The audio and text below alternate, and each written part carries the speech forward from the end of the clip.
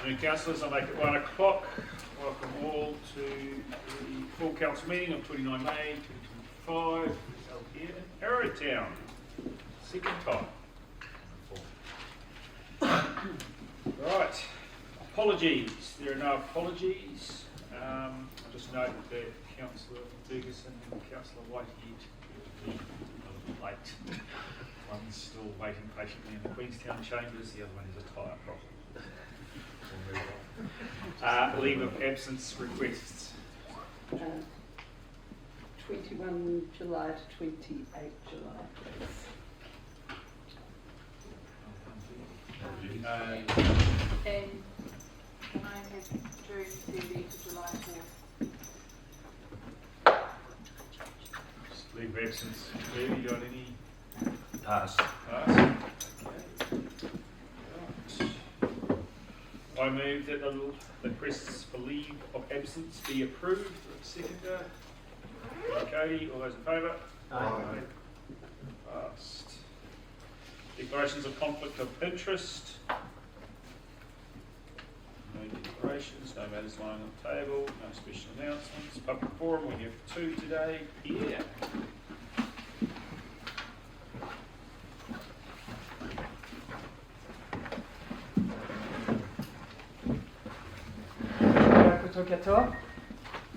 First of all, it was good to see some of you at Electrify Queenstown. This event was inspiring and showing a real momentum towards decarbonisation. This is the single most important action we have seen in the district since we declared a climate emergency. And it is needed. April was the second warmest April on record, and the 21st month in a 22 months period to be above 1.5 degrees. Consequently, Aotearoa has had its fair share of destructive floods and storms last month. Ex-cyclone Tam damaged properties, roads, infrastructure, and left people out of power for 4 days in parts of Auckland. The Christchurch region also went through damaging floods and through a state of emergency. This week, Nelson was flooded, and in Australia, New South Wales is having a big one, with about 800 homes uninhabitable. Each one of these events affects us all. Food becomes more expensive, infrastructure becomes more expensive, insurances become more expensive, and sometimes less available, etc. So where is this all heading? According to Gunther Tallinger from Alliance, one of the world's largest insurance companies, it is leading us to the collapse of our financial system. It is pretty easy to understand why. Our financial system is based on the ability for people and organizations to borrow money. But if projects become uninsurable, no one will finance them. You will know that buildings are already becoming uninsurable in low-lying coastal areas, in flood zones, or in fire-prone areas. But the uninsurability of assets will soon, if nothing changes, become generalized, and when this happens, the entire financial system will collapse, as no one will be able to lend you money anymore. Now, it is not all bad news this month. Rewiring Aotearoa has just released the latest report, the machine count. It shows that 84% of the 10 million or so fossil fuel-powered machines in New Zealand are ready to be electrified. This means that alternatives to these machines are readily available and are cheaper to run over their lifetime. To replace all fossil fuel machines with electric or human-powered options isn't a silver bullet, but it is the closest thing we have to one. 73% of global emissions are coming from the burning of fossil fuels, and most of these emissions are avoidable with today's technology, and at an economic advantage compared to the old dirty technologies we're used to. So to electrify machines is the easiest climate action we can take, and it is the most impactful one. But it is also a condition for anything else to be worthwhile. If we do not stop burning stuff, there is no point in pretending that we are doing anything. The result will be the same. Thank you. Thank you.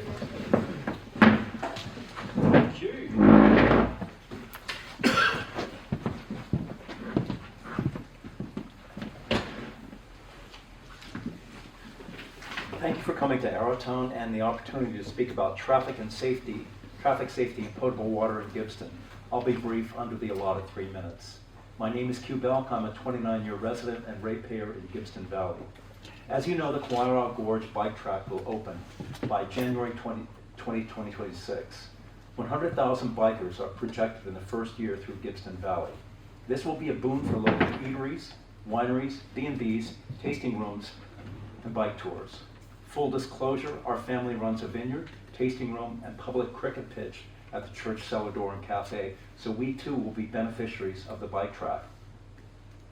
We are very grateful that the bike trail will put more eyeballs, tourists, bikers, and customers through Gibbston. However, our traffic infrastructure comprises a 2-lane road and bridge with a 100-kilometer speed limit over the course of it. There are 4 prominent road crossings at Gibbston Valley Winery, Coal Pit Road, Kinross, and Gibbston Back Road. There is talk, but nothing firm about underpasses. With a 100-kilometer speed limit through Gibbston, there have been many near misses involving bikers, pedestrians, and tourists. It is likely there will be an injury or death to a tourist on the Gibbston Highway, and that would cast a pall over the bike trail opening. The way to mitigate the risk is to lower the speed limit to 80. Lowering the speed limit to 80 kilometers per hour through Gibbston costs nothing and would be good for the community, for commuters, and for public safety. Please consider lowering the speed limit to 80 kilometers per hour. Parenthetically, NZTA Waka Kotahi have been so far unresponsive to requests for consultation. Secondly, our potable water scheme, the Gibbston Community Water Company, also known as GCWC, is fragile, possibly unsafe, and in need of upgrading. It services tourists. It was hurriedly installed by 2 developers in 1994. The pipes are thin, and it continually blows leaks. It services households throughout Gibbston on SH6 and the back road. It is notorious and well past its use-by date. We know that Gibbston potable water is well down the list of priorities and funding capabilities of the QLDC and Taumata Arawai. However, if you could, please keep in mind that for the future, that Gibbston needs a potable water upgrade, possibly a takeover by the Water Authority. For residents and tourists, we do not want a repetition of the water issues that were experienced and plagued Havelock North of Karatani. Thank you for your time. Thank you.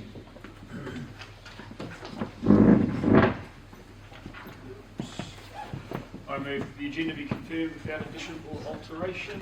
Sorry, we registered to talk at public forum. I haven't received a registration. Did you?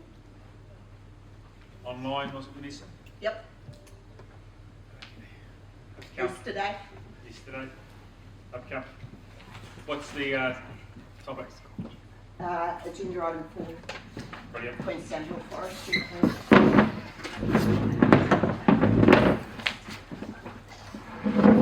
Jumped in just before this meeting, so well done. I know the process. 3 minutes. There you go. Right, thank you for your time. We won't take too much of it. We're just here to urge you to adopt the Queensland Hill Forestry Plan submitted today. Without that adoption, we are missing a link in the chain, which we wished to remove all the wild trees from that hill and make a better place for the future of the communities. And that's really as a message. Please adopt the plan today. And if I could add Yes. to that, our strategy in 2023 has identified that we actually need to start removing seed sources in order to be able to grow water. I think you're all very aware of wildings and all of the issues across this country. We can keep on removing trees all over the place, but until we actually get the seed sources under control, we will continue to pour money into that bucket. This is one of the key seed sources in our area that impacts on spread all over the Remarkables, etc. So we're very appreciative that the council staff have done the work and have put this in front of you guys, and we understand it's going through a public process, so we really encourage you please to support and endorse that today and start the process off so we can actually start to make an impact. Thank you. Thank you. Thanks for your one pager.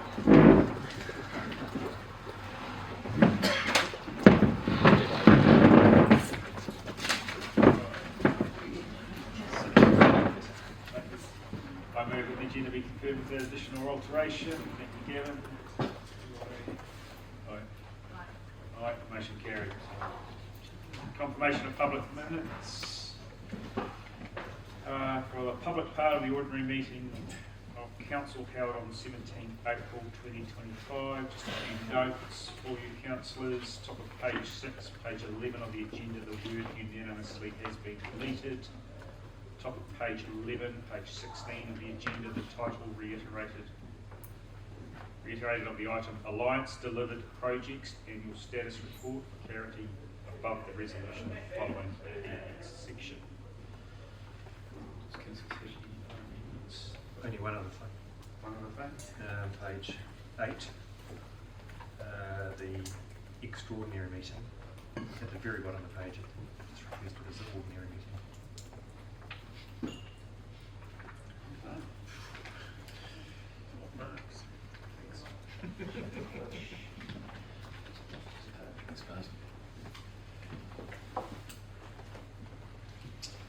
Right, I move that the minutes of the public part of the ordinary meeting of the Queenstown Lakes District Council held on 17 April 2025 as amended be confirmed as a true and correct record. I'd like that as seconded. Thank you, Kevin. All those in favour? Aye. Motion carried. Thank you. Item 1, page 27 of your papers. So it's future water service delivery model.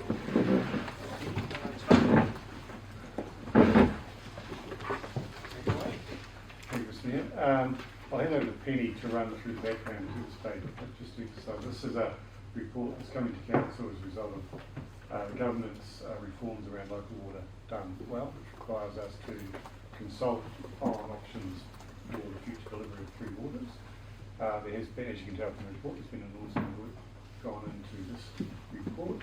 The report's recommending that we have to go out and council has to go and consult on options. That's a statutory requirement. The report recommends that you consult on option CCO. We can take questions about that. That's the purpose today. We'll hand over to Penny to sort of run through some of the background and everything. Kia ora koutou. So I've been here for 2 years, and in those 2 years I've seen 3 incarnations of the Three Waters reforms, so some of you will have seen a lot more than that. What I've seen through that time is that whilst the form of the reforms has changed, the kind of purpose and objective sitting behind them has remained pretty similar, which is that under both governments, under all versions of this, the government is looking for enabling an environment that best supports the ability to deliver high quality water services in a financially sustainable for the long term way, for a way that's affordable for communities. The different versions of this have been about different governments' views of how that can be achieved. The current reforms focus on an approach to that where communities retain ownership of water assets and have a choice about future direction. So certainly in the time that I've been involved in this is the first time that a choice is being put in front of you in terms of the direction that we'll take. One of the key things I'd just like to highlight as you're talking about and thinking about the options in front of you is that one of the key parts of the reforms is a new planning and accountability framework and a new economic regulation regime.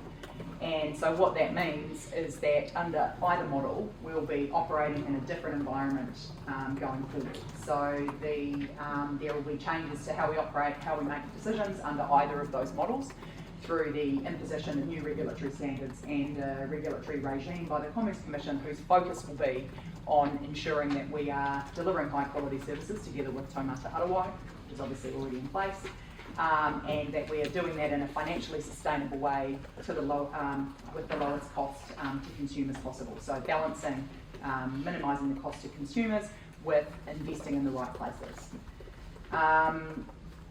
What that means is that under either model in the future, there will be less discretion about where we can invest, and that will be driven much more strongly by an external regulatory standards-based regime.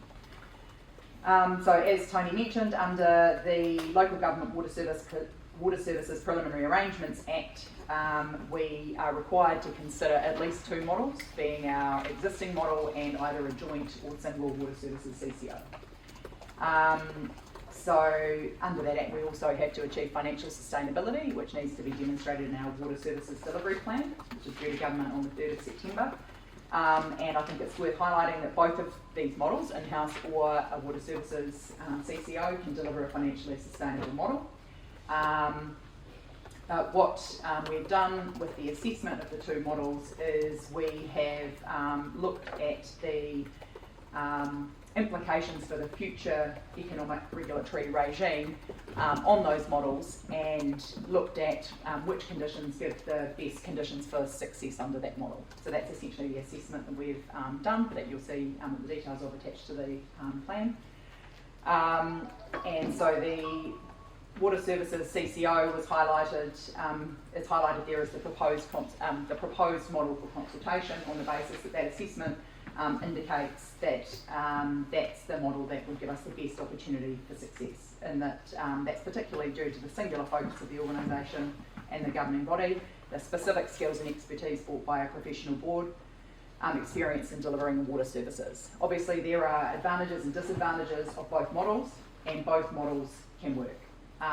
So the assessment highlighted that the Water Services CCO is the one that we wanted to propose, but there's a lot of information in there about the other model as well. Cost to consumers was obviously an important consideration, and whilst the Water Services CCO is projected to be slightly more expensive to households in the short term, it's projected to be significantly less expensive to households in the longer term. After the decision that you make today, we'll be consulting on these two models for 4 weeks, with a decision coming back to you at the end of July, and that timing is designed to enable us to incorporate whichever model is landed on in our water services delivery plan. So that's one of our requirements for the water services delivery plan, is it needs to be based on what our model is going forward. And that plan is due in early September. So. And just for the other thing we should note is that the cost of water supply in terms of the charges is projected in our LTP to go up substantially.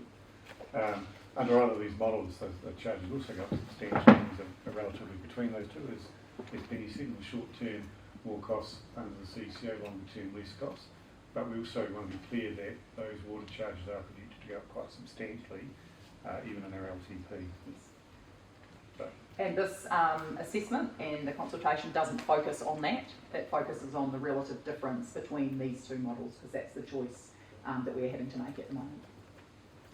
So, and just finally, to be quite clear, when we talk about the status quo of the existing model, the existing model is not, as we know, the delivery of those services today. It still requires internal changes in the way that we both manage, separate, finance and account for water services. So status quo is not delivering it in the way we deliver today, neither in terms of cost nor in terms of the structural organisation to do it, but it would still be operated within the council.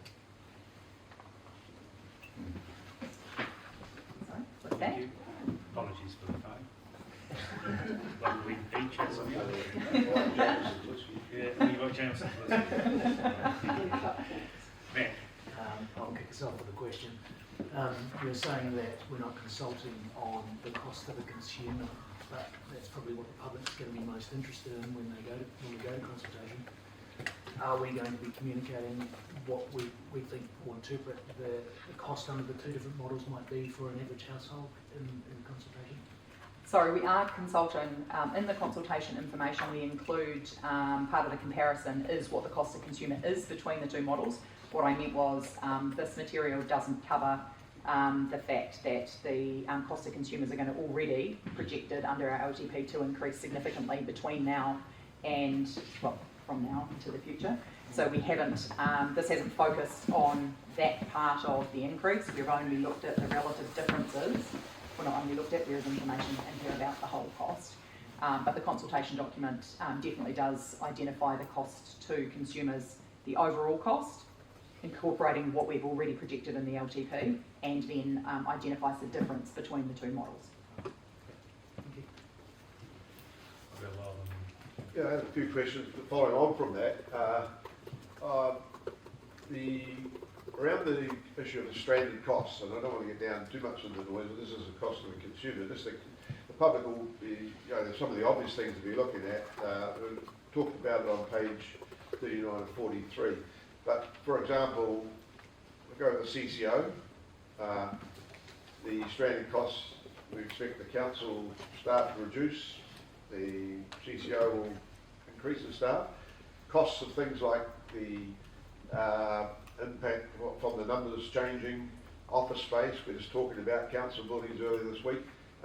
Where are the CCO staff like to be housed, that sort of thing. I know it might sound down the noise, but this is the sort of thing the community will be wanting to understand with the two models, how they work. And we talk about $8 million in stranded costs. Does that actually include the real estate, the IT, another $3 million? Is that included in the 8? Or so just a few. Can you just clarify a few of those things for me? Yes. The $8 million is the cost of establishing the water services CCO as opposed to the stranded costs. The stranded costs are estimated at $1.9 million. But I should just note that these are all estimates, projections based on modelling.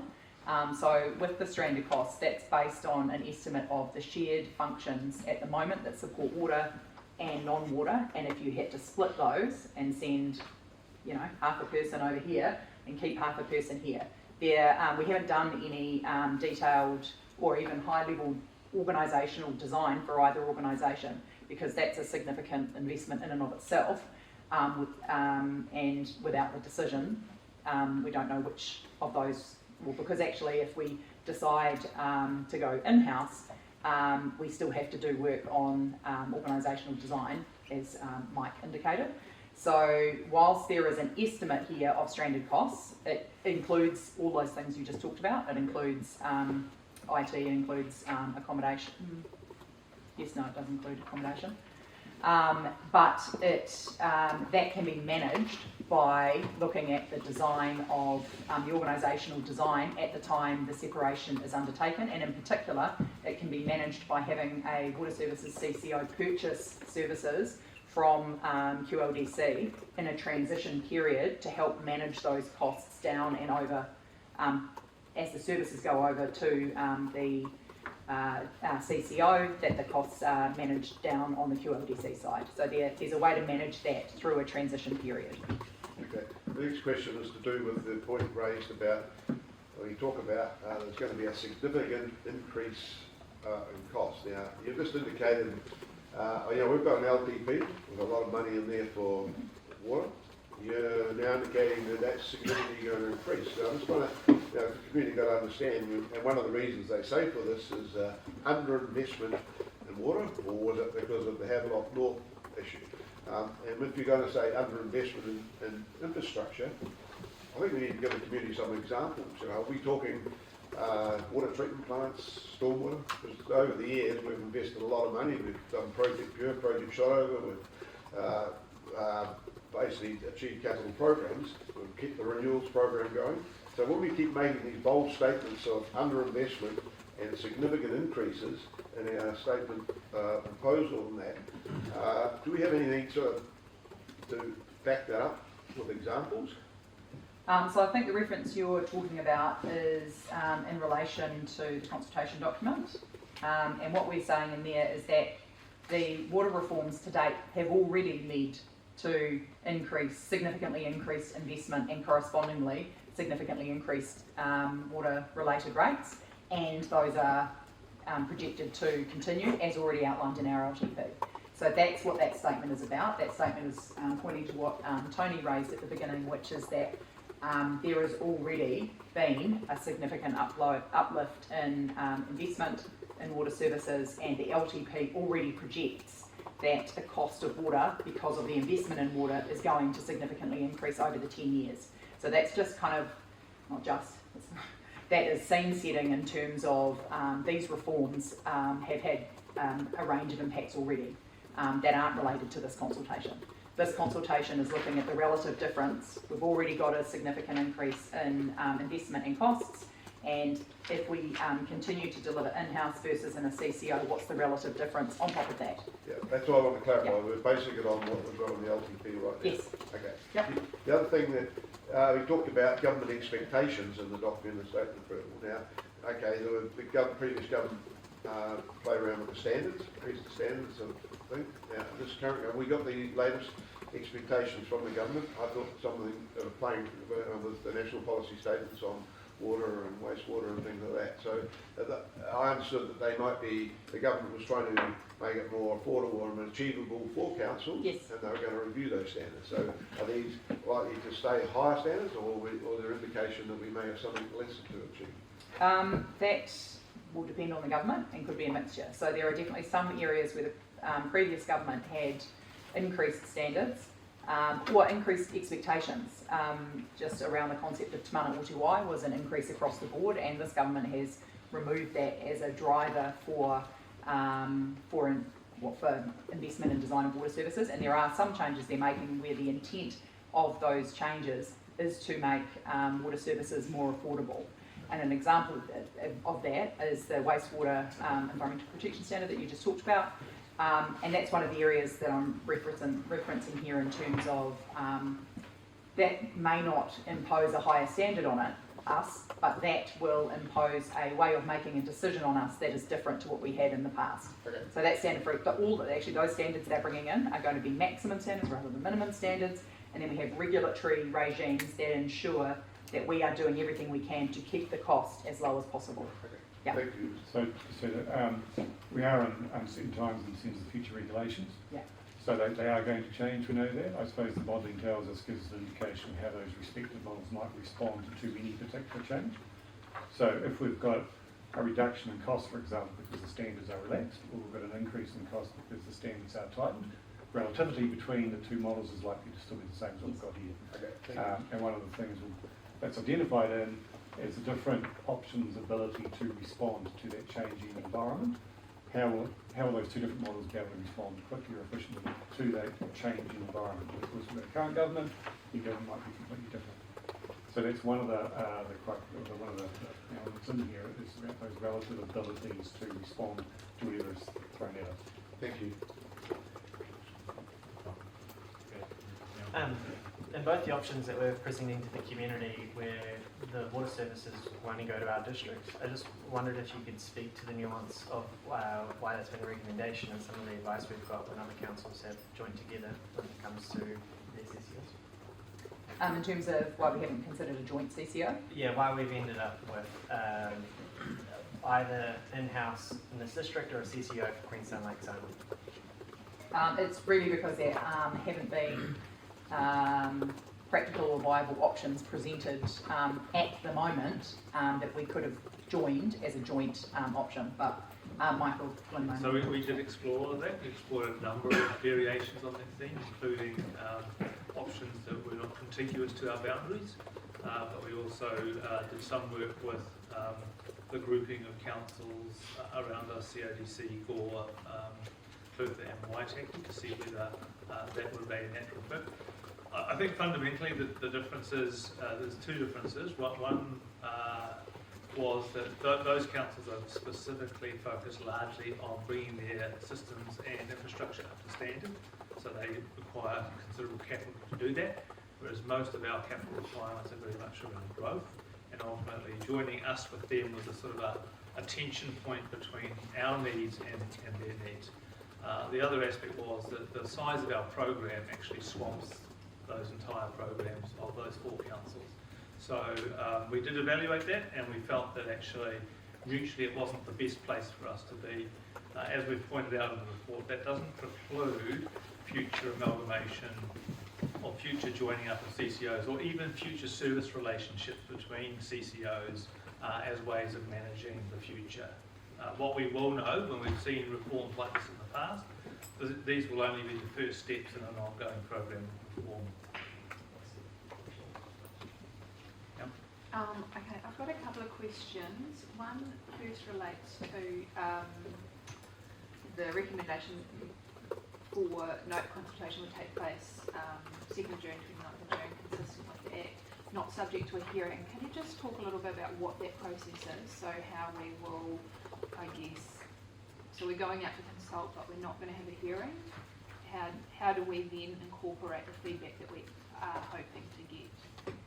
So the next meeting, you'll receive the feedback that came through the consultation, and it will have informed our recommendations for the decision off the back of the consultation. So that will come to the next session. Okay, so it'll just come back to us all in one package with the recommendations. No, we won't be hearing from anyone. It'll just be written submissions.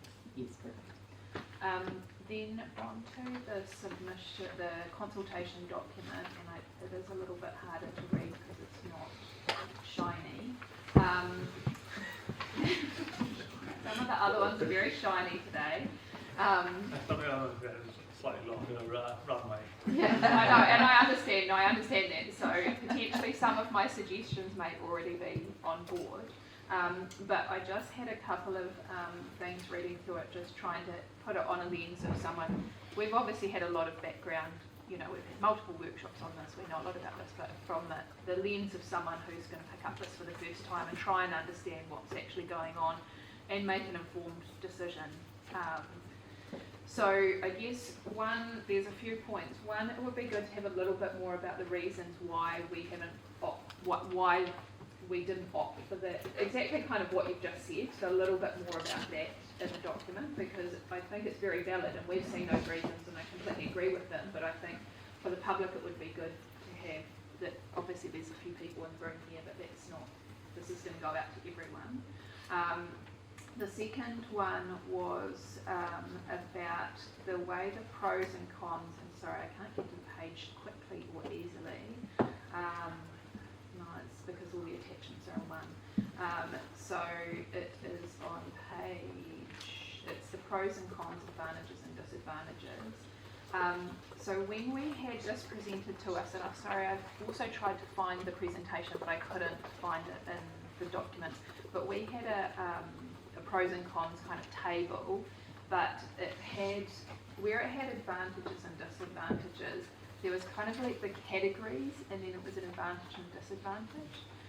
And I felt like that was a really clear way of presenting that information in terms of, it was kind of like, what's the governance model, what Yeah, it was like the first slide. Yes, we've had it on multiple presentations, but it was a lot clearer than what this is, and I guess because this page isn't shiny, potentially it could be like that. But do you know what page I'm talking about, Penny? Yes. It was how we were arranging the information when we had the workshop with you. Yes, I think is what you're talking about. and yeah. I just think that's a clearer way of doing it than the way it's a little bit hard to understand what the advantages and disadvantages are in the way that it's presented here, and a little bit more detail on that in the sense that in terms of the level of debt, so there's a little bit of it. You've got it headroom, level of debt, water charges. So that bit is good, but for the advantages and disadvantages, I'd like the categories broken down like we had in that presentation. So if I'm remembering the presentation correctly, Yeah. I don't think that was advantages and disadvantages. That was talking about the criteria that sits behind this. What this is a summary of our detailed criteria-based assessment rolled up into advantages and disadvantages, because that's what we are legislatively required to present. So these don't map, all of those categories don't have necessarily advantages and disadvantages that map neatly. Okay. In the way that you're thinking. Add that type of table in if it doesn't map directly. Just felt like it was quite a useful one-pager to get your head around. We might be able to just integrate Depends the on, we relevant can certainly parts. look at how we structure the information. Yeah, okay. And we are obligated, obviously, under the ECP to make sure we're dealing with that proposal. Yeah, okay. But we can certainly look at how we convey information. Yeah, and so I guess that then into the detail of that, because you've got the average cost per household, and when it just didn't read exactly the same on both sides, so it was hard to determine what. So you've got the average annual household cost, total cost to households I think it just, I mean, the numbers are quite scary when you look at them. And like you said, they are scary in the long-term plan as well. But I just think a little bit clearer is in the 33,000 is over 10 years. When you know what it is, it's easy to understand. If you're reading it for the first time, I think it would be hard. It's on page 86. Okay, I'll have a look at that. So that they're comparing the two options table. It's comparing the two options. 35 versus the 33,000. So we look at Yeah, page so 86. just to make it clear that it's over the 10 years. Oh yeah, sorry, we've already added that. That's one of the editorial minor changes that I did say that yeah. potentially you might have done some of these, but yes. We are looking to make a clear difference between annual costs, 10-year. Oh, that's a 10-year cost? Yes. And I guess it's the annual tip, yeah, so, but yeah, because on one, so potentially you're all over that, and I don't know if there's any way to add in what current long-term plan costs are as well, just to show that actually there are some significant costs in there. So that is in there. It's Some graph form, page 43. I don't think it's on the graph, but it's in the paragraph above the graph. On 43, but Um, that's not in the so that's the consultation papers. document. so many documents with the See same what information happens? presented different Yeah. ways. Okay, I'll have a look at that. Okay, I think it's a useful point to We intended to reinforce have that, if it's not that in. actually, irrespective of what's happening now, under the direction of the government, yeah. we have had to lift those costs. I know, considerably. and I know that our current status quo is not actually an option we're considering, but I think given that this could be a shocking document for people to receive in terms of those total costs, to know that actually some of those costs were already factored in, would be a useful bit of information. Yeah, to- it's part of our thing. Okay, Yeah. thank you. I'll just go to Nikki, Gavin, Nikki, Quentin, and back to you. Yeah, there's a couple of things to this, right, because we're focusing on a preferred option, but we've also got the consultation document, and I kind of want to focus on that for questions, because it's really important, obviously, that we make sure we get this right and that it's very clear and that there's nothing omitted, and that people feel it's clear. So just going to that table that Mel was on, so I don't know what the page is, because it's 86. on my one. Yeah, This one? yes, that one. Right. So, and look, I'm going to those same lines. So where it's got headroom available for non-water expenditure, level of debt, and then the rates and charges, those three rows. So we've listed as an advantage that if we go with a CCO, then we'll have more money to spend, right? And therefore, if we spent more money, then QLDC would have higher debt, and therefore the rates would be higher. But what we've done in this table, if you go down, we've said that under a water CCO we would have 3,906 million to invest in non-water services presumably over the 10 years, compared to only 643 million with the in-house model. It's a lot more to spend if we go with the water CCO. But when you bring it down to level of debt, you've assumed on both columns that QLDC would only have a debt of 254 million, despite stating that one of the benefits is that we can spend more. So that you've assumed the lowest amount that would be spent, and that's come out and gets showed that you're, where your rates and water charges. So for me, the ultimate bill to the household of those combined charges are what matters. That's what people care about right now, and they're going to continue to care about that. If we create a situation where QLDC has a lot more money to spend on other things and isn't constrained, then the total bill could be an awful lot more. So I think that needs to be reflected in here. I think you need to take a low level and then the high level and reflect, if we spent say 80 to 90% of that 3,906 million, what could the debt look like of the combined services, because that's what matters. I think that's really important, and because this is a bit misleading as it's written. Is it possible to do that? That's the question.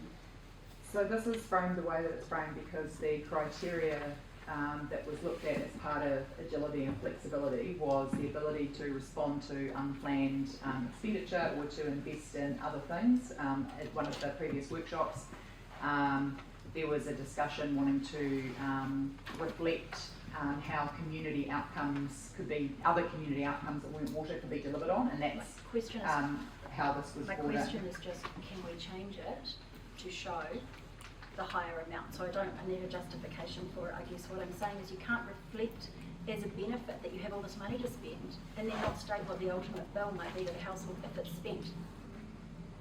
We have to put that in the document so that people understand. We could easily put a note on it saying if This this would be was the spent, range. it would increase rates further. I think we could acknowledge that. It Yeah, wouldn't we be can wrong to acknowledge that. speculate what we might spend. No, it just No. needs to be a range of what it could be. If QLDC spent at the low level of what was available, but you've argued that we need more money to spend on other things. That's going to push it up, and you can't assume it's then going to be the same on both sides. I don't think we've argued that that's why we did it. I think we've argued that's a benefit. Yeah, but if it is a benefit, then you're likely to, it's not a benefit if you don't exercise that benefit. And therefore, I just think we need to be clearer about what the bill could be if all that extra debt becomes available to QLDC because we create a CCO. Look, next question is just about consultation. So you said this won't go to a hearing, and the government said we've only need to consult once. And yet obviously you've talked already about how the design of the CCO is important. There's a whole other piece of work to be done on how much control we have and how the CCO is set up. I just want a bit more clarity on what we as councillors could do if we wanted to. So could we require a hearing at this point, and could we require a second round of consultation to set up the CCO and so that the community can have input on the detail of it, because there will be options including higher control or lower control of that CCO. In terms of having a hearing at this point in this process, no, because of the timelines. Because But we could have otherwise if we'd done it earlier. we didn't have a lot of opportunity to do it earlier because of the conversations that we were having with DIA and the changing environment in which we were having to work out particularly the financial implications of each of the models. So that impacted the timelines. This is running up pretty close to when we need to, very close to when we need to have done So the next question is, we've run out of time to have a hearing because we've run late for whatever reasons. So we haven't run late. We've run out of time to have a hearing with what I heard. So from this point, if we want to have a second round of consultation on the design of the CCO, is that open to the councillors to decide that? Is there anything stopping us? Yeah, okay, that's great. I'll have to check that, but I presume that it would be open to the council to make that decision. Thank you. So And the next, so the decision to say is around a CCO or not, there's a lot to be done in Yes. terms of the final design of the CCO Yes, before it's exactly. established, so that we'll have a full council process. I just have heard in workshops that will be something for the board and the chief executive, and what I'm saying is because there are options around how we do that, that will have completely different outcomes. It would be good to be able to go out to the community and just talk through those options with them. So the board and the chief executive may, depending on how it's set up, influence the organisational structure of the Water Services CCO, but not what strategic direction we give them. So council, I'm not talking about the SOE, that I know the So you decide process. the, I'm talking about the structure, because if we set this up, we can go with a high control model or a low control model, because you've modelled yes, those. that's how you do that, through the statement of expectation. I think There's more structural things though, because you were talking about. Hang on. I think between now and that final structure will be further consultation and discussion. We're not defining here whether it's a high control model or not. That would be for the council to consider. So it would be brought back to us to decide on consultation. And this process does not deal with the detail of the. No, I know, and obviously the outcomes will be very different in the detail.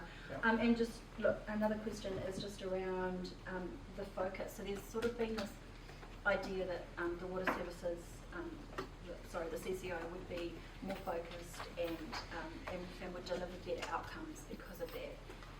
And that we have this technical board. My concerns are just around the assumptions that you've made around that technical board. Those directors, they would have other roles. This would just be, I mean, how often have you assumed they would meet? Have you assumed that it would be full-time or part-time, or what's their level of involvement, I guess? Because there's councillors around the table, we hear all the time. Will they meet quarterly? Would they meet, what's the assumption around the benefit that they deliver? I don't think we're able to answer that. Now, we haven't gone into the design of the CCO in terms of this process. I do believe it's I think we have assumed, as has a number of, as has the reform in general, that by having a single organisation with a single focus on one asset class, being Three Waters, and being able to specifically go out and recruit a board that had specialties in areas that supported that delivery, you would get more focused attention and more speciality. And I suppose that's how effectively the private market Yeah, I just think or it's the interesting. CCO market works. I think it's interesting because if you didn't Your look question? at net quarterly. Well, yeah, my question was just around what were the assumptions, but if we've made an analysis without understanding how involved and across the issues these people would be, that just concerns me about the validity of the assumptions in here. And just the last question is just around staff liability. It's not indicated in here. It says in the in-house model there's misaligned accountability.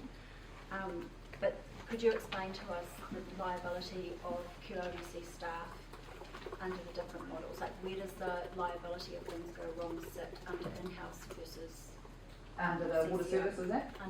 Yes. So under the Water Services Act, in an in-house model, it's like now. The liability sits with staff, but the decision-making sits with elected members who are exempt from those liabilities. Yeah. Under a Water Services CCO, the staff and the board are both liable because there's no exemption for the board. And so that liability is part of their decision-making process. Okay, thank you. Yeah, so that's what we mean by the misalignment. Yeah, thank you. Yeah, look, interested in understanding the interaction with other parts of council, including costs like development contribution policy, for instance. And so, what's the difference?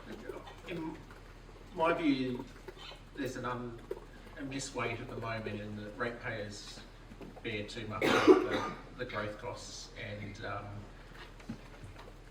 while there will be things like improved level of service and upgrade of facilities, renewals and things that have to be funded by the existing ratepayers, a huge amount of our capital program is targeted at growth and funding growth, which eats up a lot of our debt, that eats up a lot of our capacity.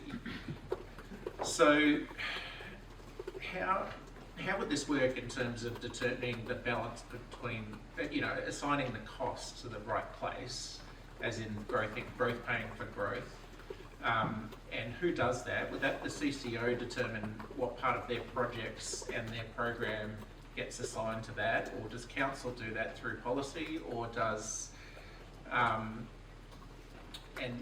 will they have I mean, you can't assume that, but are they likely to have more power to properly recover growth costs than a council? So my understanding is that a Water Services CCO would have their own development contributions or development levy policy. They collect their own equivalent to that. Do you see Simon, correct me if I'm wrong? Yes.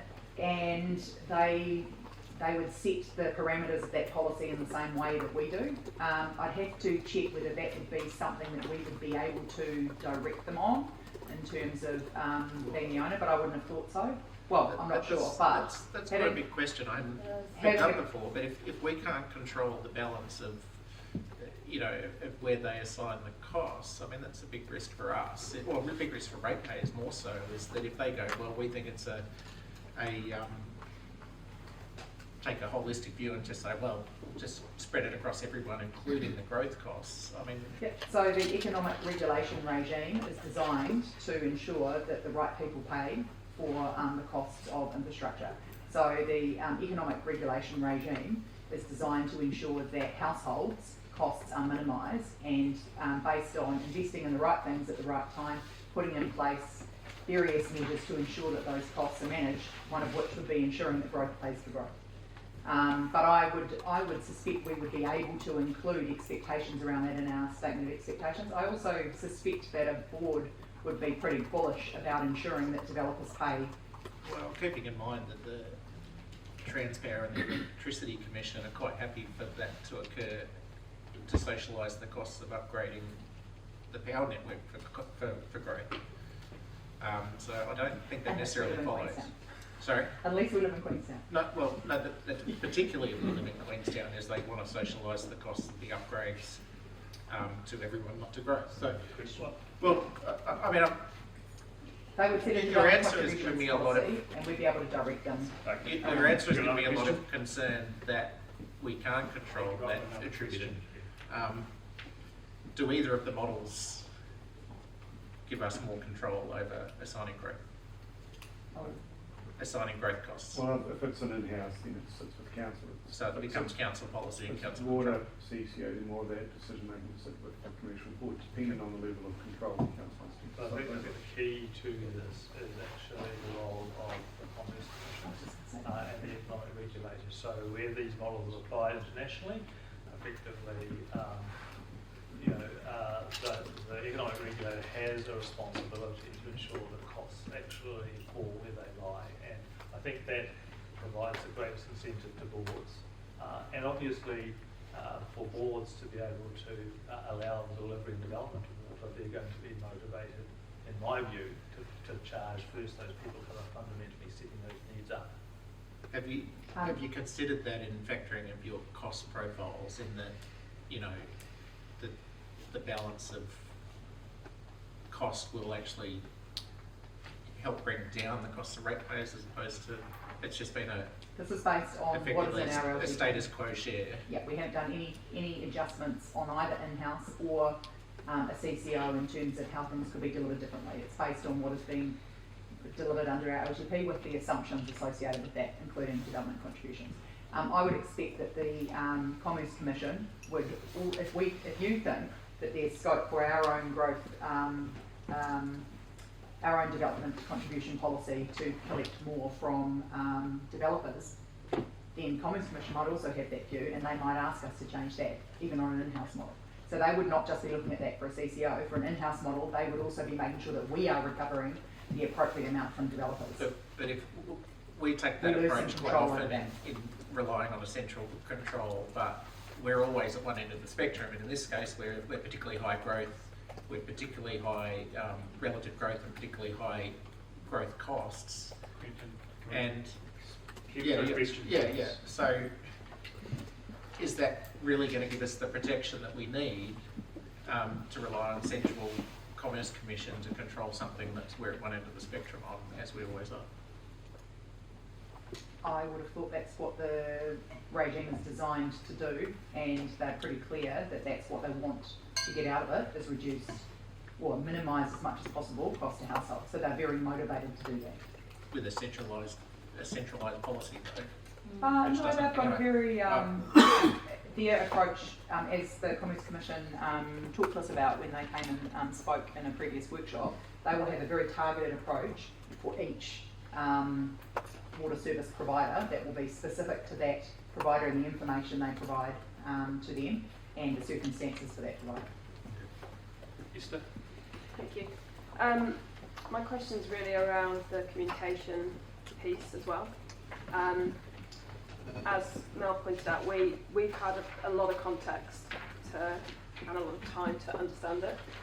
Our community hasn't got that, so the CCO model won or scored 20 out of 23 tests. I can't see that in the comms. I realise it's an academic process, but is there a way, I'm not sure if Jessie's here, but is there a way that we can kind of take that analysis and communicate it for our community? Because for me, that was a really good way to understand all of the different facets that we're dealing with, rather than just the kind of limited advantages and disadvantages that we've got on page 86. My thought on that would be that is difficult to do in a document like this without then going into the detail of the criteria and the assessment and what all those tests were, which is essentially why it's not in there and it's kind of rolled up at advantages and disadvantages level. But potentially there's a way to state that there is a range of different ways that we've undertaken this analysis in it. Yeah, the fear is that there's just going to be a real backlash because there's a misinterpretation of all of this. You know, it's massive. Yeah, I think we need to, in a comms piece, do something around a video that sets the context. So if we got budget to do that. I think that's part of the comms plan, is an attempt to do that. Yeah, something that. Not I think. Yeah. No, just that's what it's saying about. Thanks, Chair. I'm mindful that the consultation period is quite short. It is a complex issue, and probably one of the bigger decisions that have come across this table.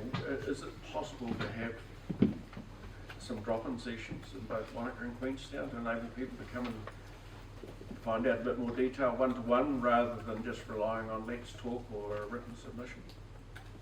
Yeah. No reason why we can't look at that sort of, we've got videos, we can have drop-in sessions, we can have some face-to-face opportunity for people.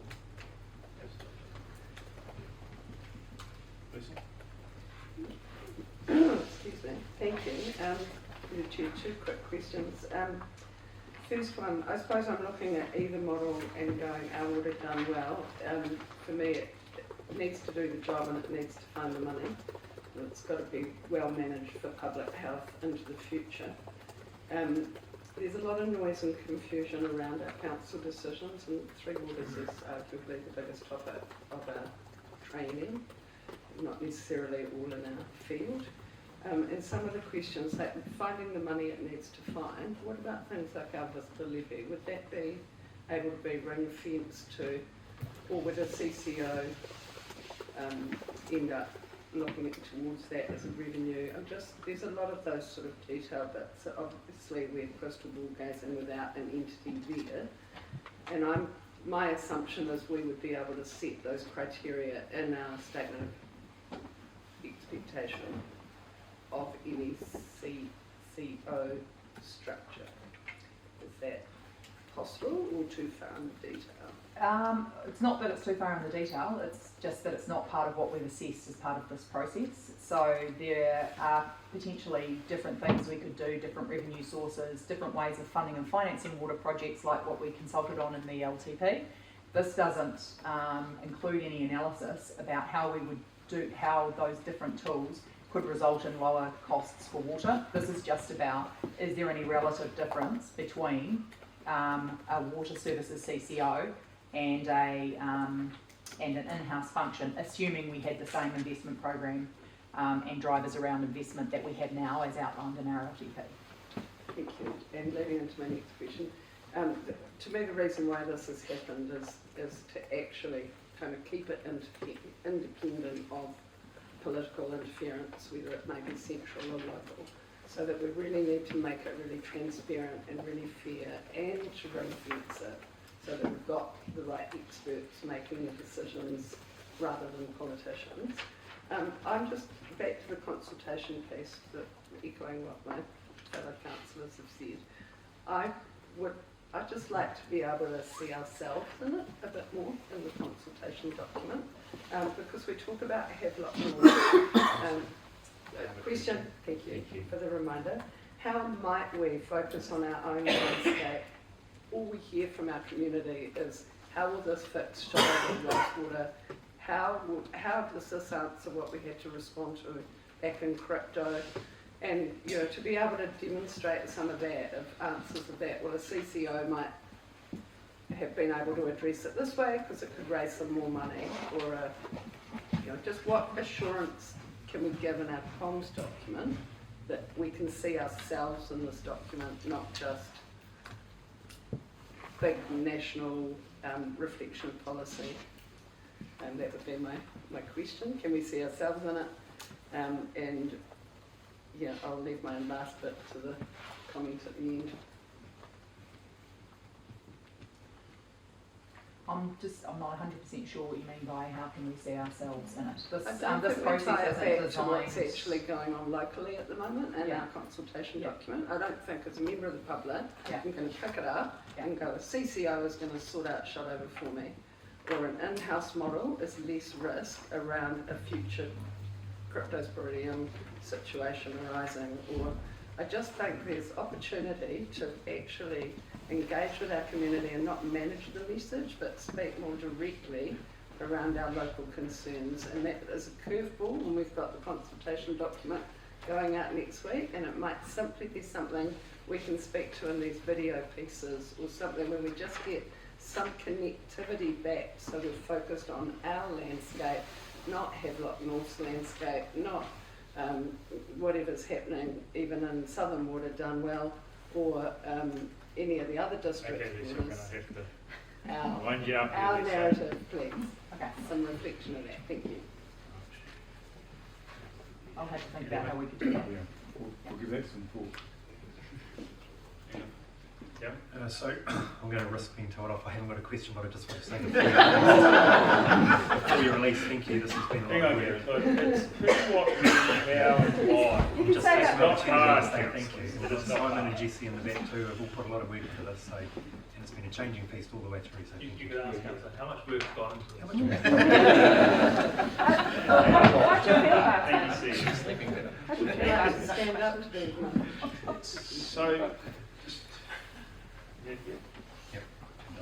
Does that 9%, what is it, free funds from operation apply to in-house? No. So we still fall under the debt ratio of 1 to 280, or Yes, at the moment.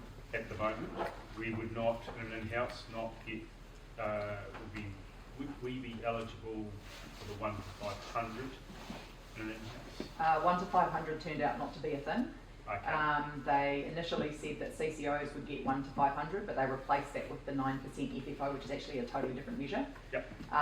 We would be able to apply for 350% as a growth council, but we haven't done that yet. And as I said before, this is using the same assumptions as we currently have for this analysis. But essentially, that 9% FFO is the main financial difference between these, because they have a different revenue equivalent that they have to have in order to access debt. They have to charge higher water charges than we do to access the same. Yep. Okay. And because they do that, they don't have any more costs, because the costs are the same under each model, so they use that extra revenue they've had to collect, get the debt, to pay down the debt, which means after 10 years they have less debt, which means in the future they can charge less. That's essentially the main difference financially between the two models. Thank you. Zero question. So, given the letter we received from the Minister last week, I assume none of the projections have included water metering from 2028? No, because to the extent that that's already reflected in our LTP, it's reflected in here, but no additional work has been done under either of these models to Accelerate that. accelerate that. Okay. That is a separate piece of work that's going on. Thank you. Right. We have the recommendation before us, councillors. Do I have a mover? Thank you, Gavin. I'll second. Open to discussion. Councillors. Thank you, Matt. I'll kick it off. Yes, there has been a huge amount of work. So reflecting what Gavin's question was, well done to all the staff for all the work and effort you've put into this. I've got a very short sort of summary of my thoughts here, and I guess there are a lot of assumptions in what we have to do here, but we still have to make a decision. The public still needs to have a decision on what we do next. And we've got to put up with the flip-flopping every 3 years of changing governments, and that's just the reality of the environment we live in these days. The only assumption that I want us to be a little bit careful about is the headroom and the borrowing that comes under a CCO model, and that, yes, that does increase our capacity to borrow. It doesn't mean we're going to use it all. So I just wanted to reflect on that. Nice and short. Thank you, Matt. Oh, just to follow on for that, I emphasise the fact that that headroom that it does enable the council. We've been saying this all the time. Someone's still got to pay at the end of the day. You're still going to get a water bill, and so the future councils will have to be very, very careful how if they've got extra headroom. Doesn't mean say you go and spend it. They've got to make the same careful scrutiny and consultation with their ratepayers before going into other projects. So it doesn't open the door for open slander for. I won't give you examples. So yeah, I do support that, and yeah, I've talked between I think all the work done by the staff been really good. initially I was leaning towards in-house, but now I'm sort of getting more comfortable with the idea that CCO, and it'll be interesting to see what the community have to say about that. Thank you.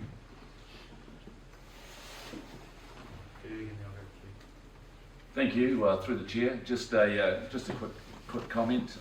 Local water done well, and maybe it's my sense of humour, but I keep asking myself, is that an oxymoron? But anyway, understand we're only putting it out there for consultation. I do thank staff for the amount of work that they've done. It's a huge document, a huge undertaking for our council. It's been through a couple of public workshops, as we know. Councillors have had a good look at it. And for me, we just need to deliver a service that has public accountability. So I think we just need to make sure that we drive the community to this document and let them have their say. It's their turn. What is the best option? Let's see what they come back with. Thank you. Yeah, thank you. Well, I think firstly to reflect on the cost is that neither of these models provide an affordable solution for water provision in the future. I think these are fundamentally, and to reflect to your opening is that yes, we have seen 3 versions of this reform. None of them have actually dealt with the fundamental problem, which is funding and affordability. So yeah, I mean the cost, you know, as reflected in the report, the cost that we will experience in 10 years' time as users of these services in the district, one way or the other, will be unaffordable. And that's not a position that sits very well with me. And the other is that, you know, as I've reflected before, is that, you know, for us as a district, I think our biggest challenge is growth and how we fund growth. And I don't think this provides a really clear solution to that problem either. I don't have a particular faith that a CCO model automatically results in better expertise or better professional governance.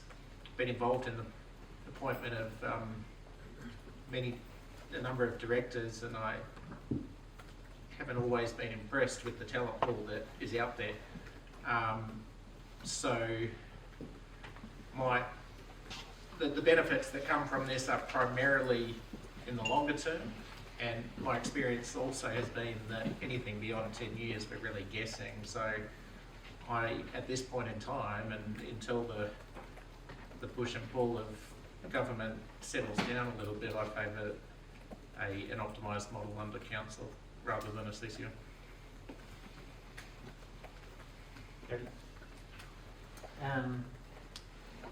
know where to start. I usually write these things down. I was going to free rip it. Okay, I'll start with the gratitude. Thank you very much for all the work. It's been great. It's been really great learning the possibilities, being open-minded to certain things. And Quentin talked about growth paying for growth. In both of these models, water will pay for water. All of this conversation around underinvestment in infrastructure, a lot of it comes down, in our case, because we're putting so much money into water that we have no capacity to actually serve the community and all the other facets local government do. I happen to be one of the few people who is incompetent when it comes to technical understanding of water infrastructure. I've learned so much over the 3 years, but there's just so many different things to this role.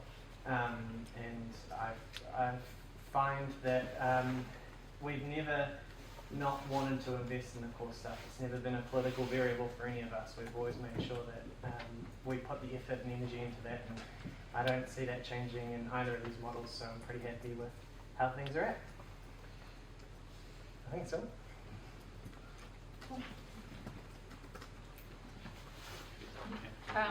Thank you for all the work, and I know that it has been a lot, and thank you for if you are able to make some of those changes that I suggested, just to make it really clear and helping people understand what the recommendation is and what the alternative to the recommendation is. I appreciate there was a lot of effort that went into the analysis, and I'm looking at GC when I say this because that was a really useful document in terms of getting those scores. So any way of linking to it, talking to it in the videos, I think would be useful to help people understand where we got to this. My gut feeling on other aspects, I know the scoring came out, is for the in-house method, but I do actually think that consulting on the CCO, given the information that we have, is the right thing to do for now.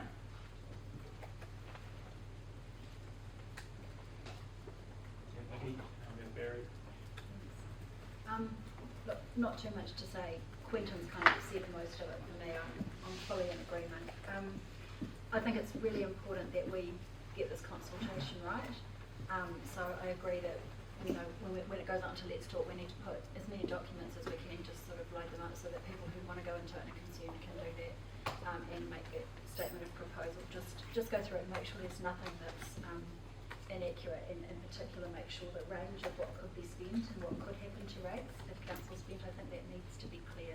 We can't assume that they're going to spend a bit minimum before stating the benefit of them, you know, potentially having more money to spend. That's ultimately what matters to me, is what's the, you know, combination cost of water charges and council rates to households, and they're already getting unaffordable, and we're sitting around the table saying we want more money.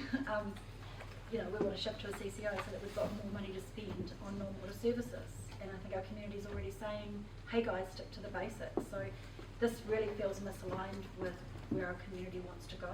I'm worried about some of the assumptions in there. This idea that there's, you know, political interference and that there's misaligned accountability. We're accountable every 3 years and we can get kicked out and lose our jobs, right? That's accountability. So we are accountable around this table, and I do think, you know, we've had problems with our services and we could have done a lot better. I don't necessarily think changing the structure and sort of pushing it outside will make it better. I think what we should be doing is coming together and going, how can we solve the disadvantages of having it in-house of the status quo? You know, we can have that water services director, we can be more focused, we can have that as we are. And we can also bring in, you know, board members who are experts to help us with decisions if we're not technical enough. But I think there's a real advantage to having people sitting around the table making decisions who understand the holistic picture. And I think we're going to lose something if we have a technical board that meets quarterly and potentially continue with the same staff in place. There's not this magical pool of other staff that are going to come in and fix everything. So I think a lot of it's about people and culture. And fixing those things, and I think the more likely to get fixed, we've got greater transparency when the public can see what's going on, can vote out the people making the decisions, and that's why, yeah, I, alongside, you know, the reasons Quentin articulated, that's why I don't prefer the CCO model. But, you know, happy to go out for consultation as long as this document is very honest and doesn't misrepresent anything, particularly around charges. Barry? Next year, just perhaps reinforcing what Mickey said, that, you know, regardless if you look out over the 10-year period, there's no lolly scramble. Water is going to get more expensive. It's going to be absolutely essential that we bring our community along with this consultation process. It's a complex issue. I think the staff have done a great job educating us elected members on it. But the key to getting the best result is bringing the community along with us with this consultation process.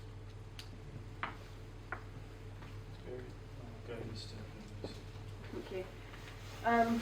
Look, I guess all the reforms that we've seen over the last few years have been different ways of viewing the same problem, which is that we're starting to value water truly in Aotearoa. Like, I don't think we've valued it appropriately before, which is why we find ourselves with, you know, this inherited decades of issues. You know, we talk about having faith in the CCO model or not, and I have a lot of concerns around that because of other CCO models, but I think it's important to acknowledge that a water entity CCO is different to generic CCOs as we know it, although we don't know exactly what that looks like, so big red flag. And I guess the other thing is to say there's a certain amount of faith that we're putting in ComCom here. You know, the various regulatory tools to ensure cost reflective water charges is quite a big ask, given that they don't look affordable at all. So the whole setting is completely different. I think it's just important to acknowledge as well that council is required to consider and consult on the two options, and I'm happy to go with the consultation process that has been put forward. I think it's important for our community to know that we have to do one recommended and one alternative, and so that's what we're doing. And also I'd like to really thank staff, because I think there's huge competencies in our staff, a tremendous amount of work, and I think actually compared to some other communities we've put ourselves forward really well, so thank you for that. Lisa?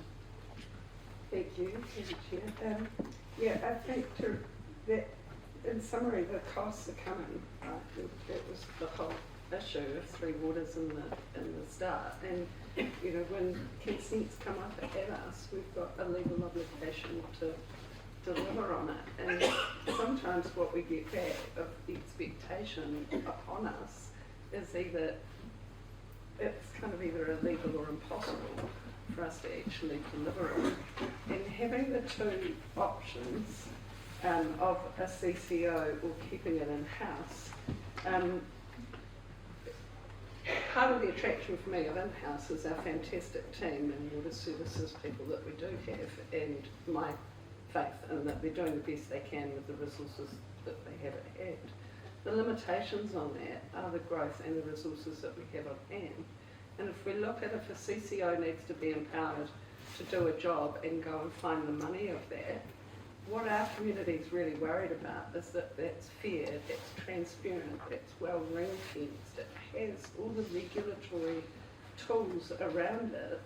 And you know, my fellow councillor Cody, they're talking about the complexity of the work that we as elected members have to deal with. I don't think should be discounted at all, because we're not the technical subject matter experts that this board would be tasked to find. It's not going to be filled with random individuals that do not have the expertise to pull off. And I want to go back to the government directive here, is that these water service delivery plans have to have financial sustainability for consumers in the long term over multiple rounds of local government councils or central government elections.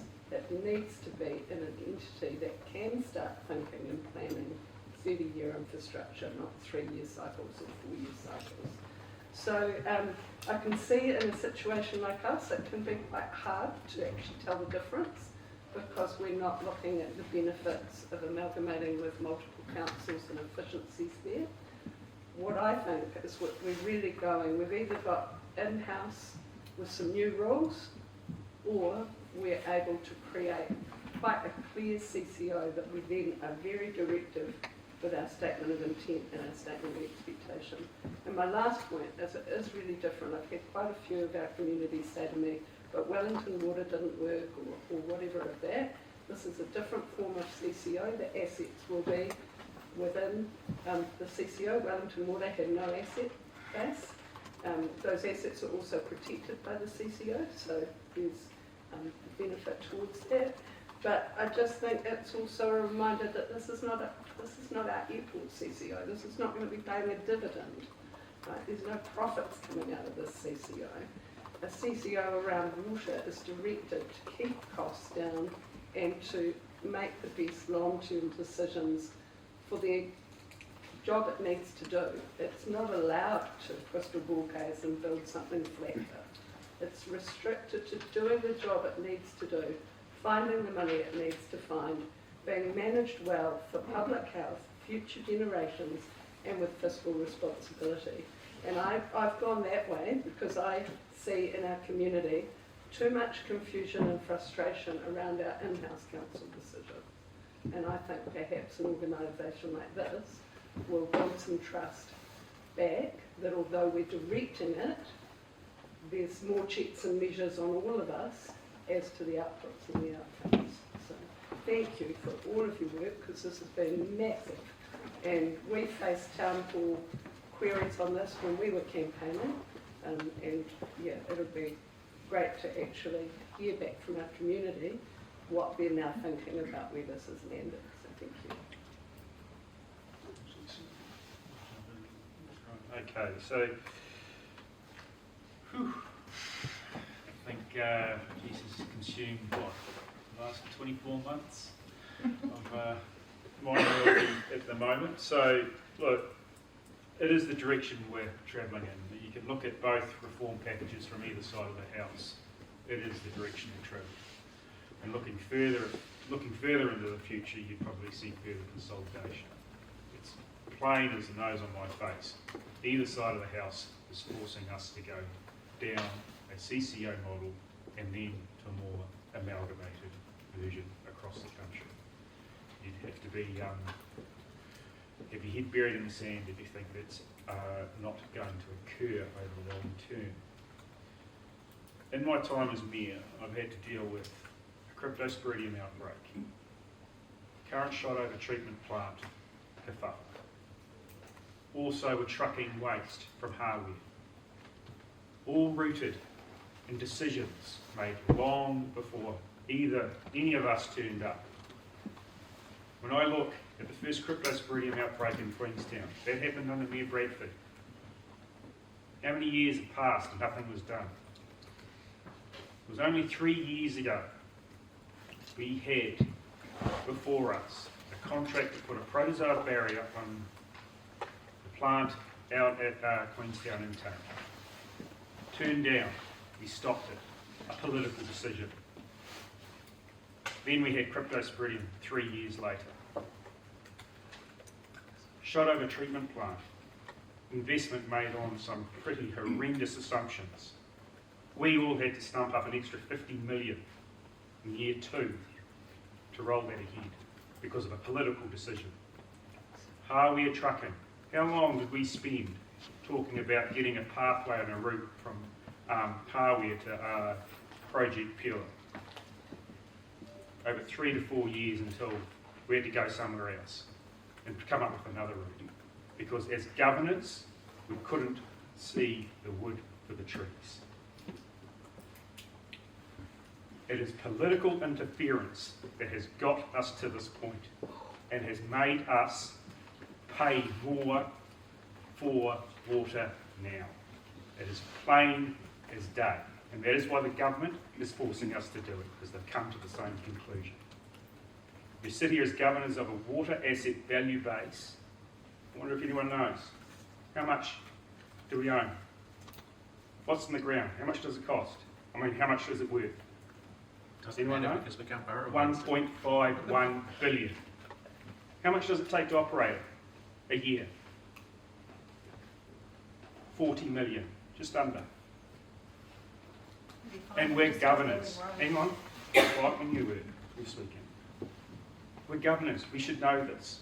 We're about to spend 1.47 billion on capital works over the next 10 years. I'd rather have a group of professionals focused purely on that delivery and driving a cost to the ratepayer as efficient and as effective as possible. I think this water CCO is the only way that can happen. As governors of our council, the services we provide, you all know, from dog control all the way through to resource consents, we don't have the capability, no one does have the bandwidth to be specialised in figuring it all out amongst us 12. Look,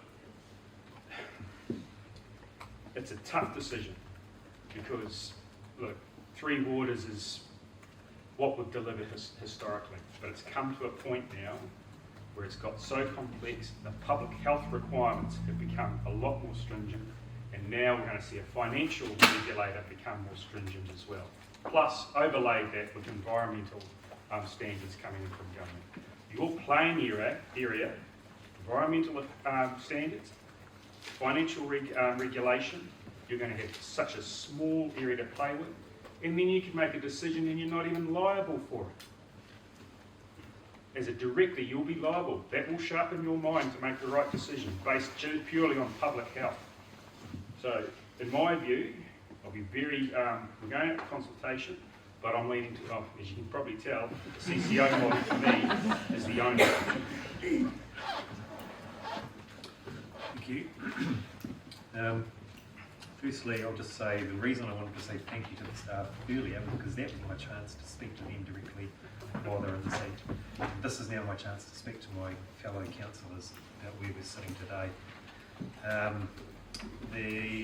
There is a lot of work that's gone into this, and we've had a number of briefings over the last couple of years. And as we remember, things have changed as we've gone along. The work that's been presented to us has had to respond to that, sometimes at quite short notice. We're on a time frame that we have to meet. The government's set a time frame that we have to put things in place this year. Today's decision is really only about, well, we have to consult on something. We're only deciding on which option we're putting as the recommended option for our consultation. The work that's gone into assessing the two options against each other, particularly the testing and sensitivity analysis of those, that was quite, that I had put a lot of weight into that. So the fact that the CCO option outscored the in-house option 20 out of 23 times when it was tested was quite significant in my eyes anyway. The other thing too that I've taken out of the report today, because it's something that I did query at a previous briefing we had, was the projected debt profile for the council after, if a CCO option was taken. That, although it does show that there is a higher limit to the debt headroom, it also shows that overall debt is reducing based on our long-term plan. So that's significant in my eyes as well. And it allows us to focus on the other services that the council has to provide. It's pretty well documented around the country that a bunch of councillors doesn't necessarily provide a good outcome for water services, and not just in our district but in a number of other districts, and that's why it's become a focus for successive governments, and we're at the sharp end of that with this current government now. And to echo the comments of the Mayor, it's definitely arguable that a professional board of a CCO will do a better job without any political interference, without any competing priorities for other projects, other council work, of providing those services in a manner that they need to be to keep us more safe, basically. That's where it started from.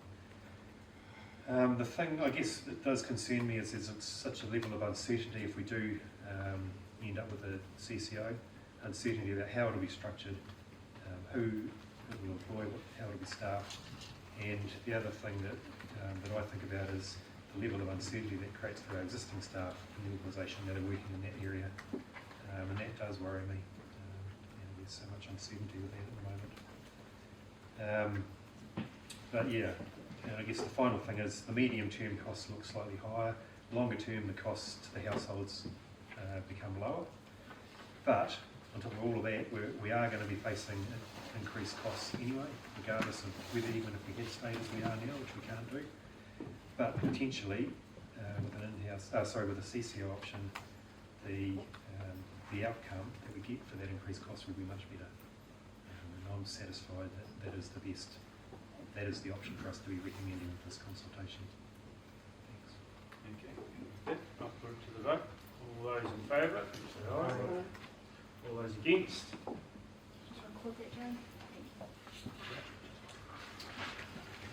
All right, thank you, councillors. 13.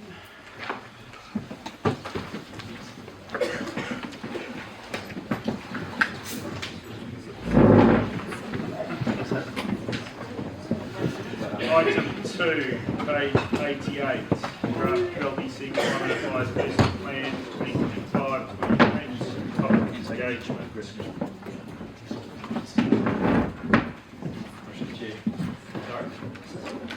the chair would just invite Dr. Carter.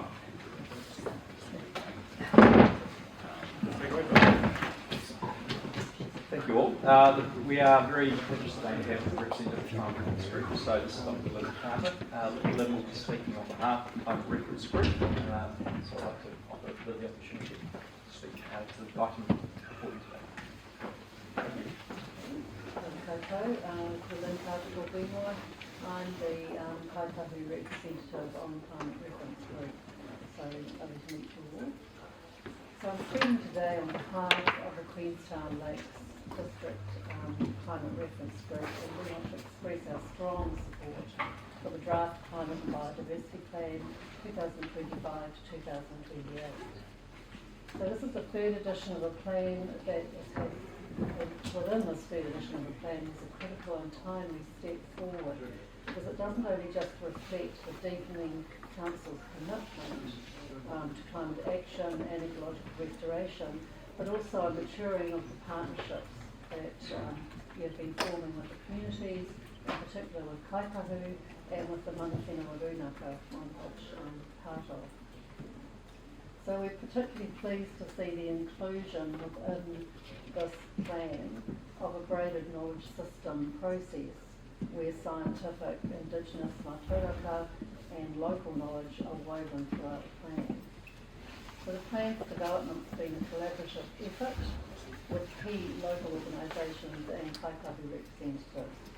So the partnership ensures that Te Ao Māori perspectives are integrated throughout the plan and that all the actions, most importantly, well for us, align with Kaitahu Values framework. So this sets up a framework that is future focused and allows an intergenerational pathway for climate change adaptation and mitigation. The plan is very deliberately about the power of relationships, and in its form and in its function, it is helping to equip us for the challenges that we're going to face from climate change. And the way we navigate that is together, which, as I've already said, brings in intergenerational growth and development and planning for future-focused solutions. We support the emphasis on community empowerment and the holistic outcomes that prioritise people and place. And just from listening to the previous discussions, you're very much thinking about those people in place and those future-focused ways that we can ensure a future for our generations to come. So we support the plan's focus also on strengthening partnerships, on prioritising the dialogue and outcomes that, and introducing also, just forgot, the local energy system as a new outcome area. And I think we've just had an Electrify Queenstown symposium here, which was incredibly enlightening about how we're going to move forward with our power here. So we support the plan's focus, as I said, on strengthening those partnerships and understanding more how our environment is a key part and a key way of strengthening our future plans and ways of moving climate change adaptation in particular forward. So we encourage the Council to approve the draft plan for public consultation. The community input and engagement is crucial to ensure that this plan has the support and momentum it needs to deliver meaningful outcomes that will allow for an intergenerational foundation and direction. So thank you for the opportunity to speak today on behalf of the Climate Reference Group. Nō reira, ka mihi koutou ki koutou, tēnā koutou, tēnā koutou, tēnā rā tātou.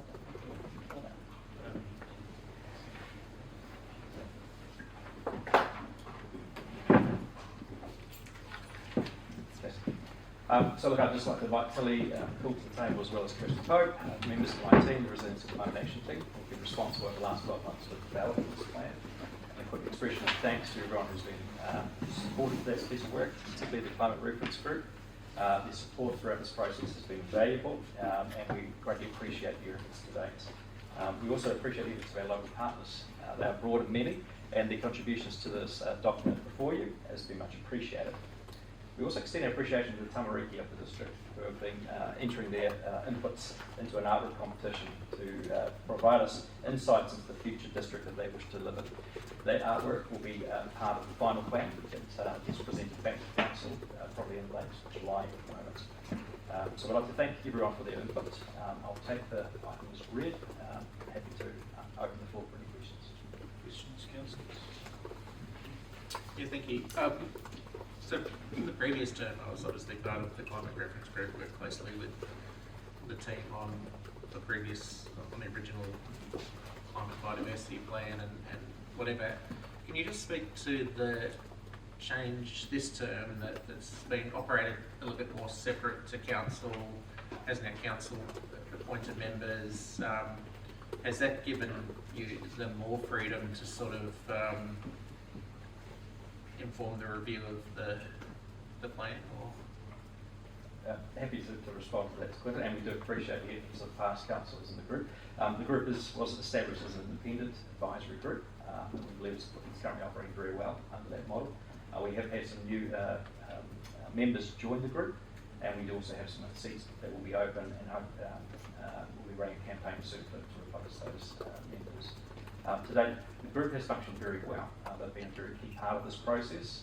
I won't attest to the difference, I guess, between the two different models, but we've been very appreciative of the expert advice we'll be able to receive, particularly around areas like climate risk. This has been a big area of focus, as well as biodiversity and the influence of data. They've been greatly appreciated.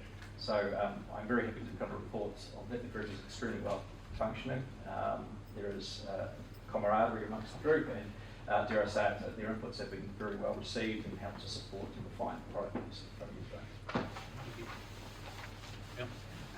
Can you just talk to the public engagement and feedback process, because it's not a formal, doesn't need to be a formal consultation. So what does that mean, and how can people have their say and have their input, and how will that be incorporated?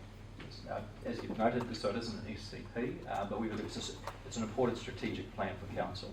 So we're very careful not to use the phrase consultation. It is a public engagement and feedback process. So depending on the decision today, a Let's Talk page will be set, it has been established, and the survey will be available through that as of tomorrow.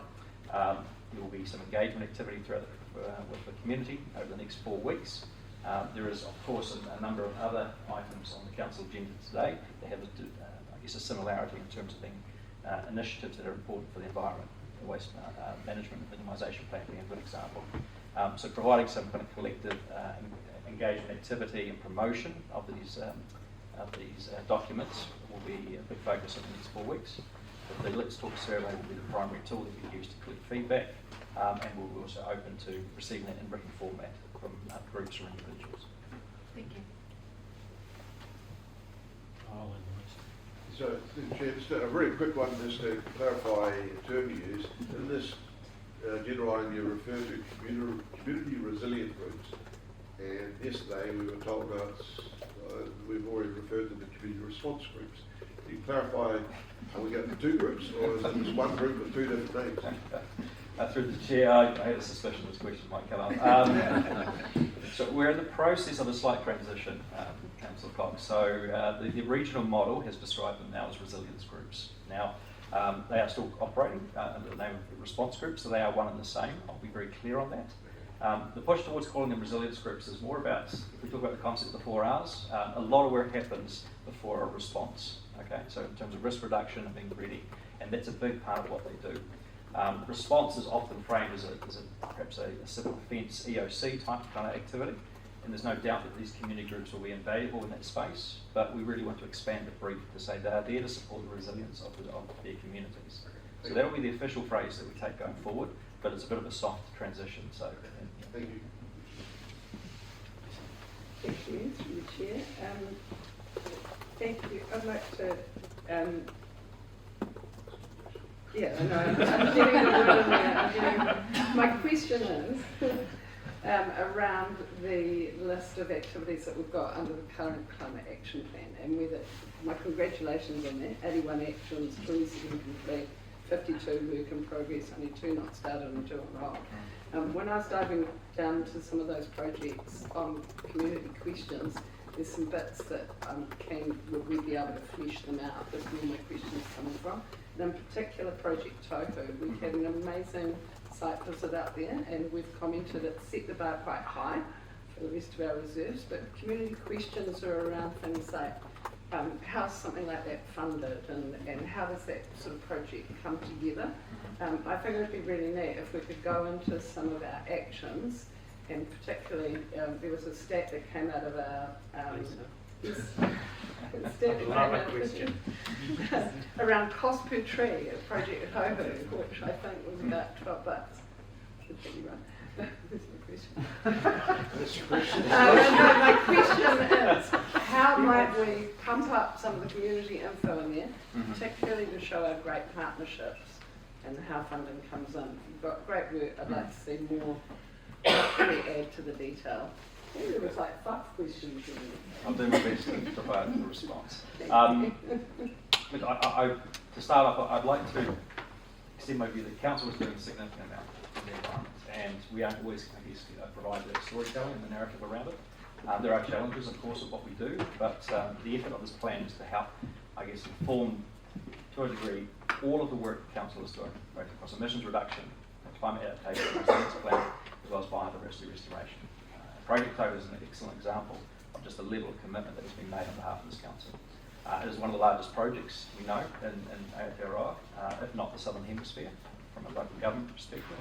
And that is fully funded through the LTP, through my colleagues in the Parks and Community Services team. So you'll note that there was a deliberate effort to tie the natural environment as the first kind of action outcome area. And I guess the subheading within that is that council will commit to major ecological projects. So Project Tohu is a fantastic example. I don't know the cost per tree, Lisa, but I know they're getting very efficient at putting those trees in the ground. The site visits would be great. Absolutely. So the storytelling around it and the celebration of what that is, and as a starting point for further ecological restoration and regenerative work, it's very exciting. But there are other broader projects as well. Mount Iron is another fantastic example. The work around Lake Hayes, Waifakaata, there is significant work there as a project that will have intergenerational outcomes. So I think a very definite attempt has been made to try and improve the storytelling around what we're doing, to provide detail on each of these actions, more than just like a table format. And we'll look to see how the feedback is received from the community in terms of how we continue to tell that story going forward with the climate plan.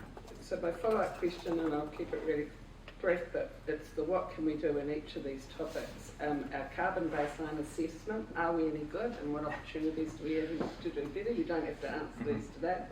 The energy demand collaboration, some sort of public education piece, what could we do? And the food resilience seems a really low-hanging fruit. How could we have community encouragement around a locavore diet type of education piece?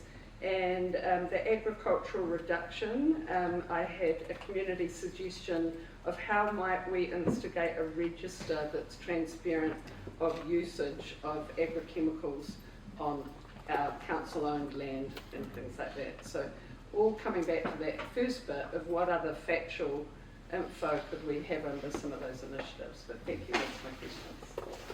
Thank you. Yes. They just note those, you don't need to answer those today. Wonderful. But those were reflected from the community on they were like, how does this plan actually enable us to get some other transparency around what's going on? And I'm feeling confident that I guess we have identified those areas, and that there will be quite a structured work program to address and take those opportunities forward. Awesome work too, man. How much is in actually, so thank you. Thanks, yes. Thanks, it's a great perspective. I like the structure, the way we changed it, it's helpful. Two questions. One, just going through and scrolling down, because I'm constantly scrolling, and did you consider putting just a little table in there, or did it just get too big? Just going, this is on this page, this section, so that you can easily reference it? Yes, unfortunately, there's been a lot to pull together, but we're looking forward to the opportunities to refine what we have for the final plan. It's no big deal. And look, there are a couple of other things. One, just no timings on anything, and no prioritisation framework. And so you've got all of these actions, and we give you a budget, and we don't understand what you're prioritising. And to me, we've got a limited time budget. It would be good to understand that. But I'm just interested in if you've got any way, or if you're developing any way of doing that. The one response I'd like to bring to this is an board organisation plan. So while the three of us are here, we sit with an operational budget. We will be deploying that largely around kind of key change initiative projects internally. Look, we're very grateful for the level of support we're seeing across the organisation. And throughout the course of the development of this plan, the level of engagement and support we've seen from other areas really shows that we're making very good progress with embedding climate and biodiversity action into across the organisation.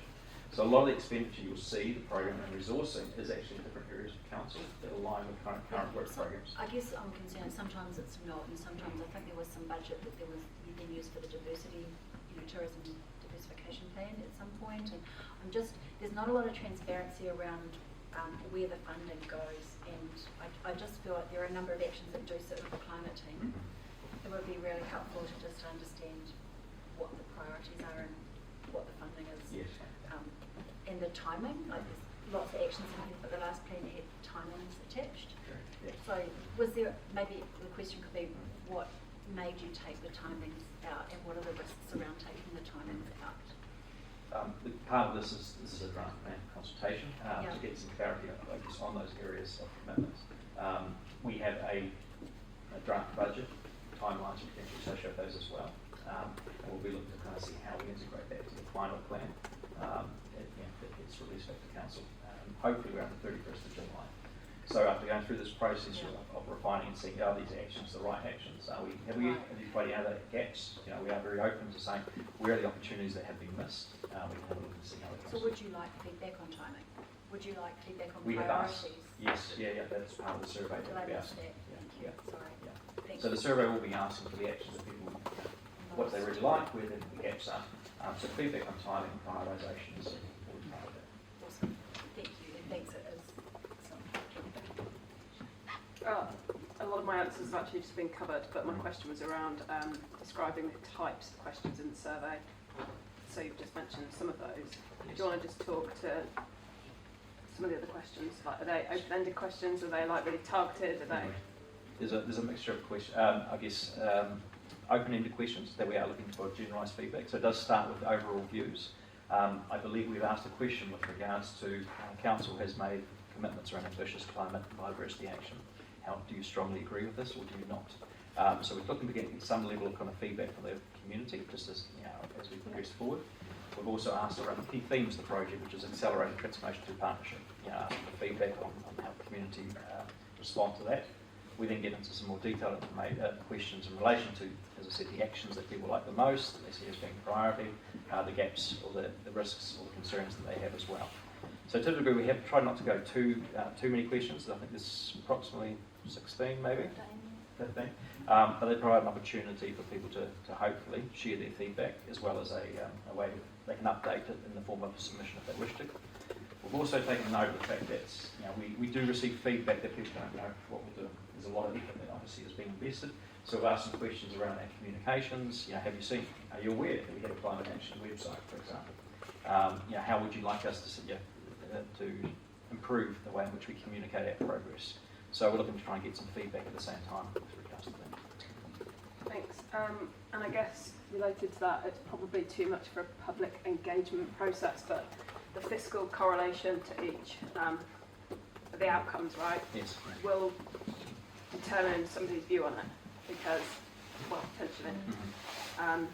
So you might love the idea of Project what is it, sorry? Tohu. But if you see the cost of it, you might not, for example. So I suppose, is there any nuance in any of that in the engagement process?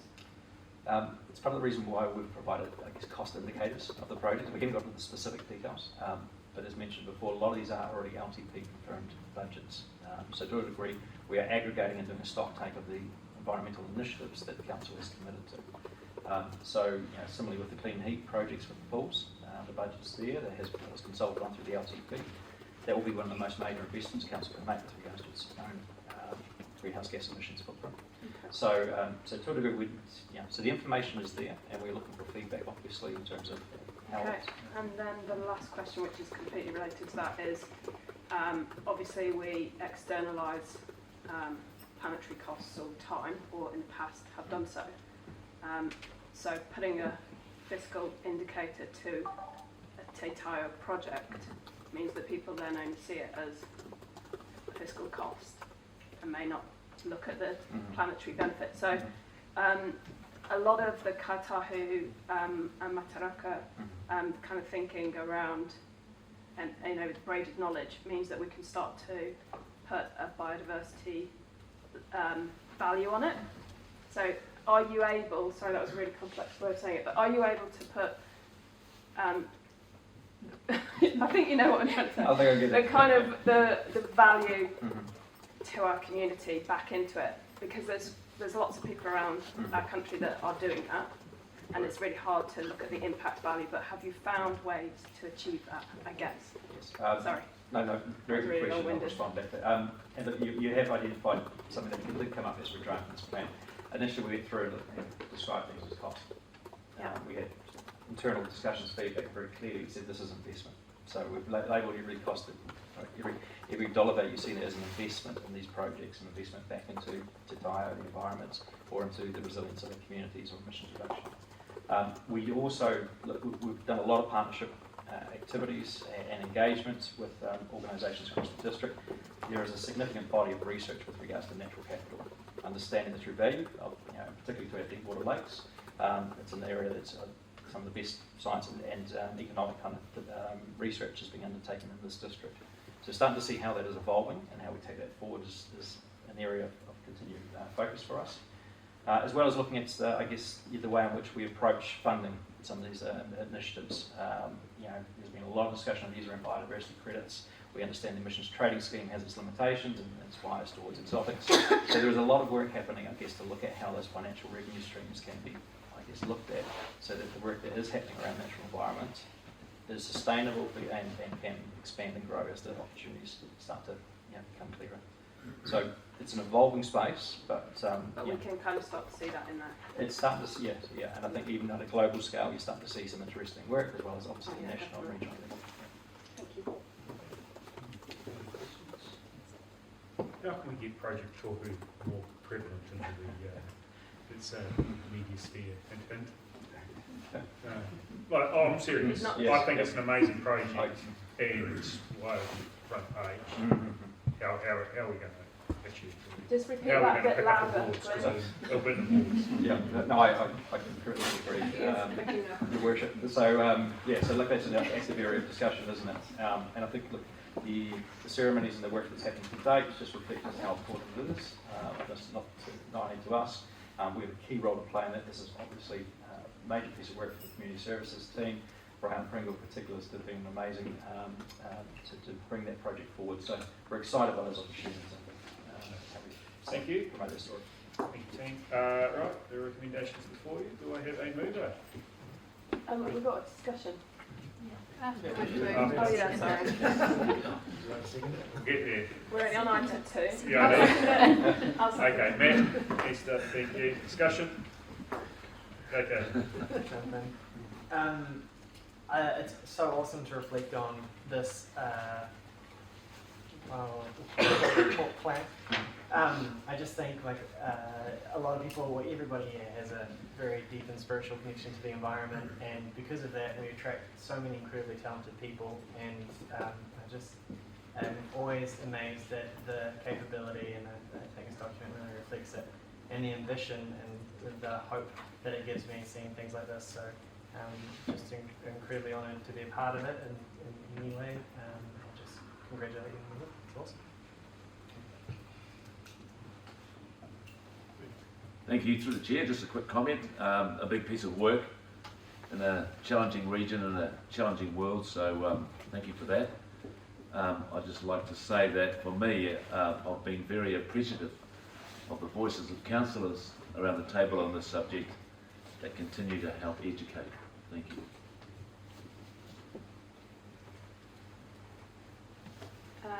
Thank you. I just wanted to, speak to where it's come from, where it's at now.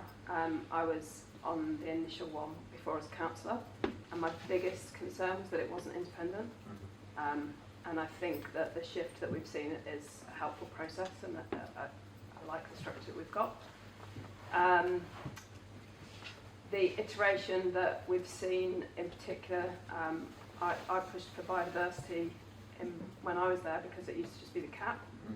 So I can't believe that we didn't have biodiversity in there, but it just shows how far we've come with the Kātahu values, with the embedding of Mataraka, and also everything in outcome 6 in particular, as well as the energy demand collab. It's just looking really good, and I really want to thank Kātahu and Lynn, who I've never actually met you, Lynn. I've only seen you online, even though we're in the same group, so great to see you in person today. Thank you. so I'll just jump in. Do you want to speak, please? Okay. Just want to say thank you guys. Obviously it's come a long way from when we first started, as it's still saying, but I just want to acknowledge Dr. Lynn Carter taking the time to come speak to us on behalf of the Climate Change Victims Group. It's really appreciated. Great piece of work. I think these are the topics that probably put smiles on every dial around this table, so really good work, and I'll open it up to Matt to close it off. Oh, sorry. Sorry?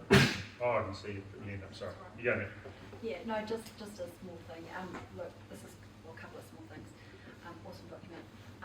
I agree with Esther. I think having it independent is great, but I do think that we are missing an opportunity to make this, to the mayor's point, if you've got great projects and you want them to be front and centre, I think there needs to be some reporting back to full council, because I think those are the meetings that people watch. So audit finance and risk is great, more for the emissions side of things and some of those other, but I really do think that we need a report back to full council to keep this alive in everybody's minds. And one day it would be great to see an action in there where we really look beyond and start using the levers that we have, and I'm talking about the district plan, a climate action plan change. I've been dreaming about one since I got on council, and we still haven't gone through the district plan and gone, where are the hindrances to things like solar, and to systematically go through that, what are we trying to achieve, where are the blocks, wildland conifers, how that's really hard to get people to take down the hedges because they might have been attached to a resource consent around amenity and screening and so on and so forth.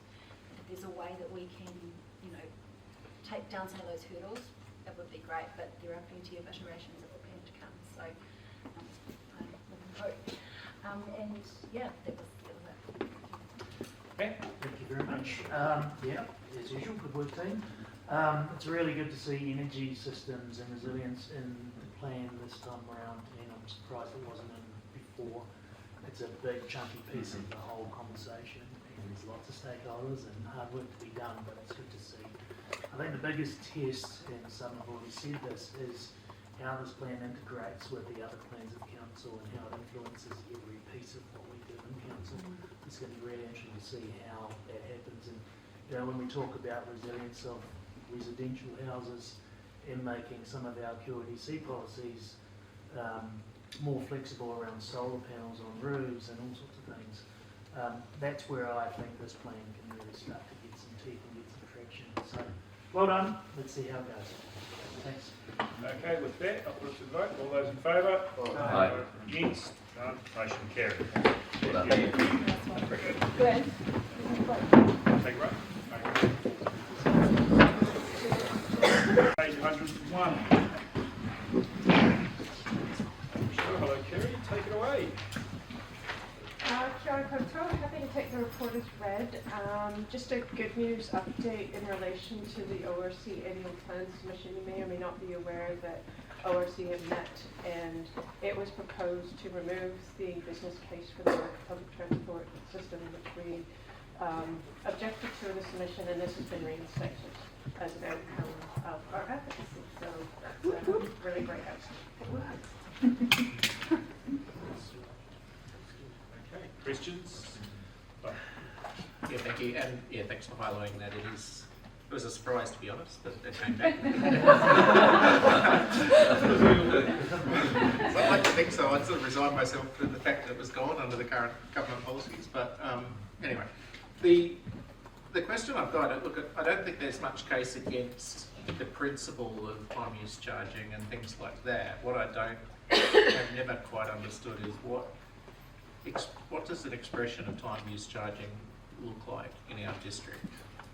And in practical terms, and and I'm not aware of anything that aligns with our current business cases or projects that has time use charging. So what does it actually look like? Someone might be better placed to answer it. Yeah, pick out in the background at some point, but it's We've got Tony Hay. Thanks, Tony.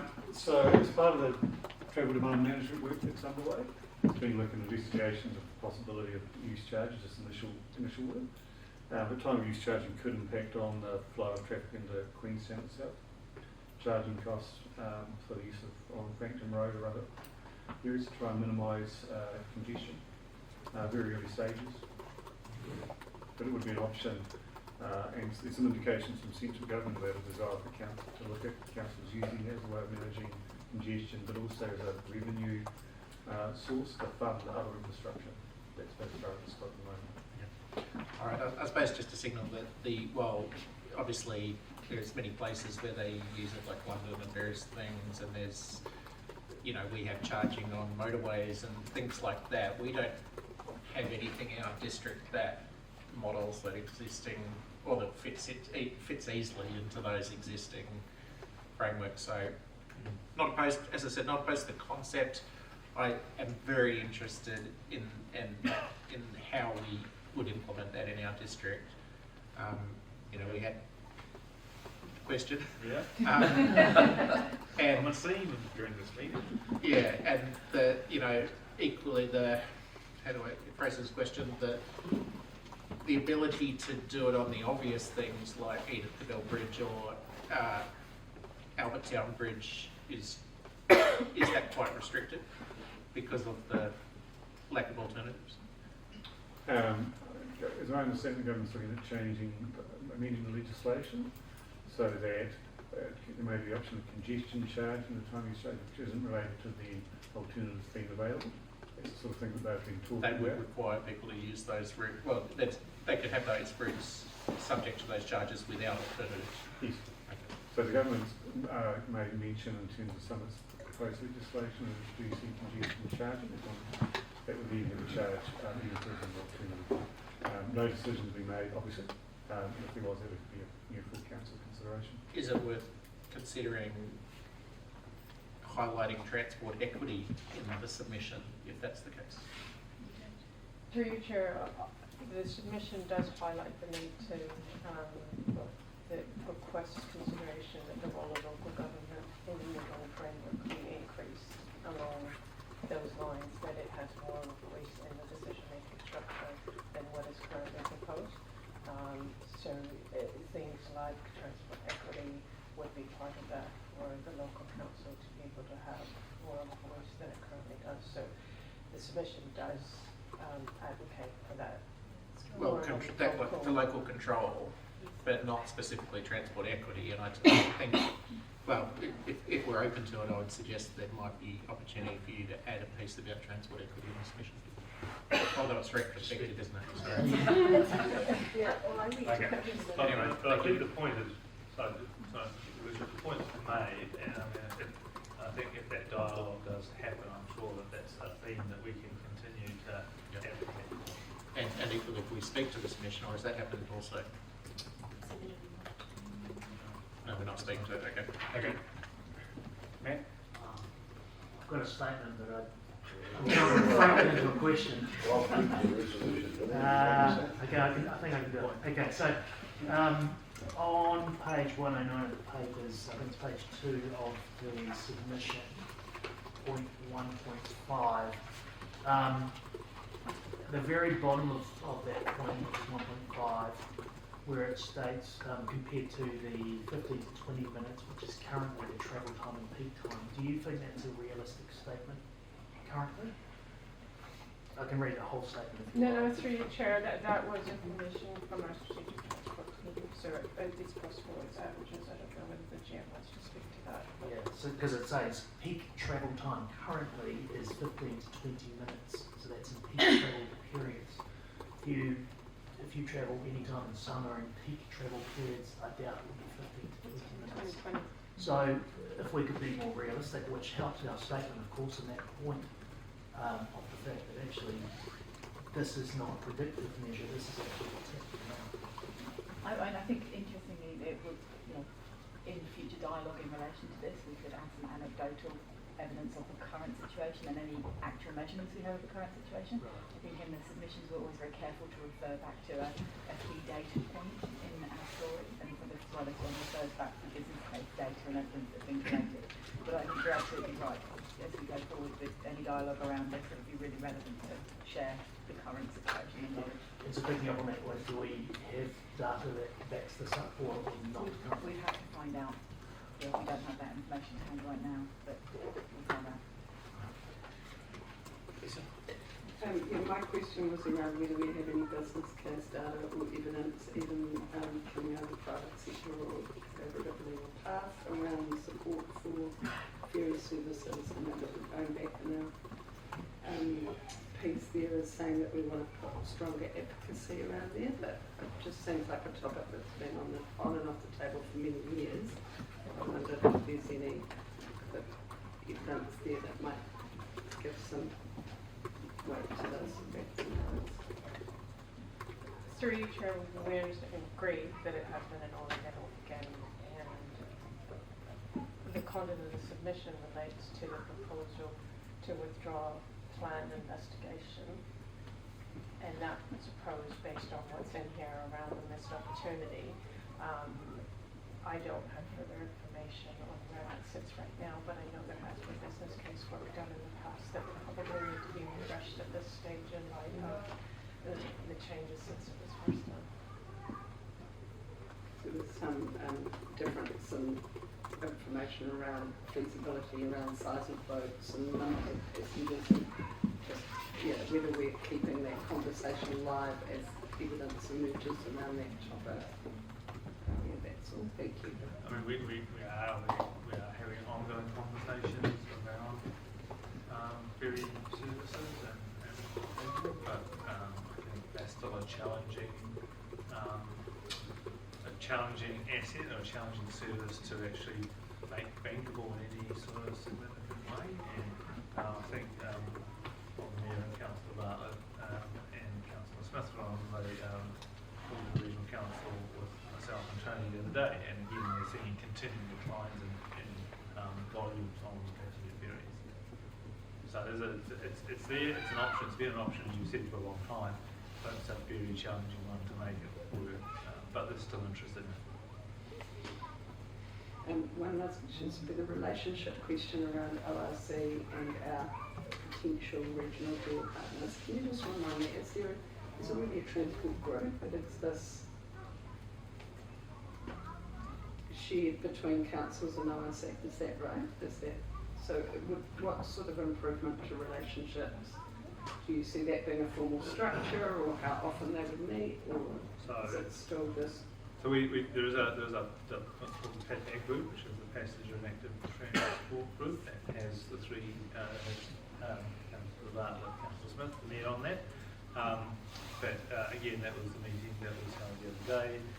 They've actually asked for staff along with from us and ORC to look at how we might develop that in the future, which could look as far as joint committees and those sorts of things. So, and that would be very consistent with the pitch that we have for the regional deal, which looks at reshaping the relationship for public transport funding and public transport delivery between ourselves and ORC. So it's a very live topic. There's a lot of interest in doing more work in that space and looking to signal some of that for the new training. Just a very quick one. I saw the point in there that mentions we have 2,000 rental cars in Queenstown, which is a heck of a lot. But I wonder whether, and it may not directly relate to this submission, especially in that respect, but whether if there was time of use charging, whether it could apply just to rental cars on Franklin Road. So it's possible. There's some discussion in the about number plate recognition systems that might differentiate between different owners of vehicles, but again, that would be something that we work through. Thank you. Do we have a mover? Thank you. I'll see any discussion? Just to say thanks to the recommendations. The advocacy is good, and it's a great report. So thank you for your great submission. Thank you for going hard, because I think we did go quite hard on equity and some suggestions given that it's this government equity budget too. So thank you for retaining a good, strong voice for the So good to see the actual submission Most of the brief on it. That's brilliant. And the media picked up the good news this week, so. Good. No, I'll put it to the vote. All those in favour? Aye. Against? Motion carried. Thank you. Thank you. Number 4, the Queenstown Drill Reserve Forestry Management Plan 2018.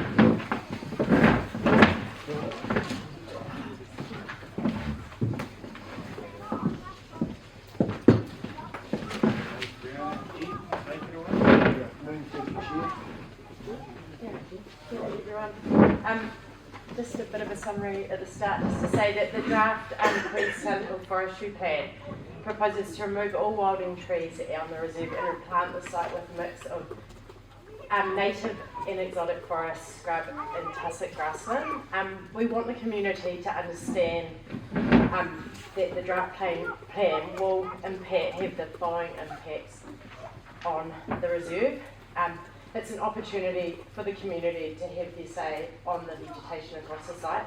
So there will be a change to your recreational experience up there, to the trails. There will be a visual landscape change. There will be an impact on neighbouring properties, and there will be natural hazards. And while the change will reduce the wildfire risk and enhance biodiversity, some people's experience on the hill will change. And we understand this may be a contentious issue. Many people will have strong views about the site, and some people will be very supportive of the wild and conifer removal, while others may not want the change. So it's important this plan is shared with the community so that they can have their say on the detail. Thank you. Sorry.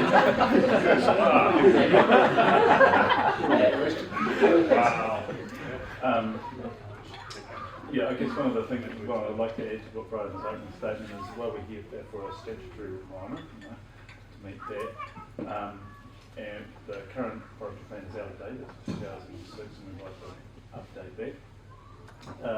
It's important that we be really transparent with our community about what we're proposing. And going into consultation and seeking that is what we want to do, so we get that make it transparent. So that's all I'd like to do. Oh, actually, sorry, one thing I'd like to add. So in terms of the dry forestry plan, one of the things that we will try to do is really describe the effects, so people understand the effects. It's not the operational plan, so that's what we're trying to make it understand. Thank you, Chair. Questions, councillors? Mel and Mom? This is a similar question that I've asked already today, but what is the plan for consultation and getting this information out there? Because everything that you've just said is 100% correct, that there is going to be completely polarising. And while we who sit around the table completely understand the reasons for going down this route, because we've heard a lot and we see the costs of the implications of leaving the wild pines there, what's our plan of attack for informing people? Yeah, so we're working with the comms team on that, and we're organising 3 drop-in sessions, one in Frankton, a couple in town at different times after work and lunch times. I'm also putting signage up all around the reserve, and we'll do a flyer drop to residents all neighbouring the reserve, and then we've got quite a list that we've gained through the Penlogan Queenstown Hill Reserve Management Plan, so we'll be doing sending out comms via that avenue as well, and then offering to just talk at community associations, meaning Fern Hill, Calvin Heights and Frankton, the ones around those areas, so and then posters and social media as well. So trying to just target all sorts of areas. Yes, please. So I will invite you to the drop-in sessions. Yeah, I'll reach out. Oh, depending on. I'm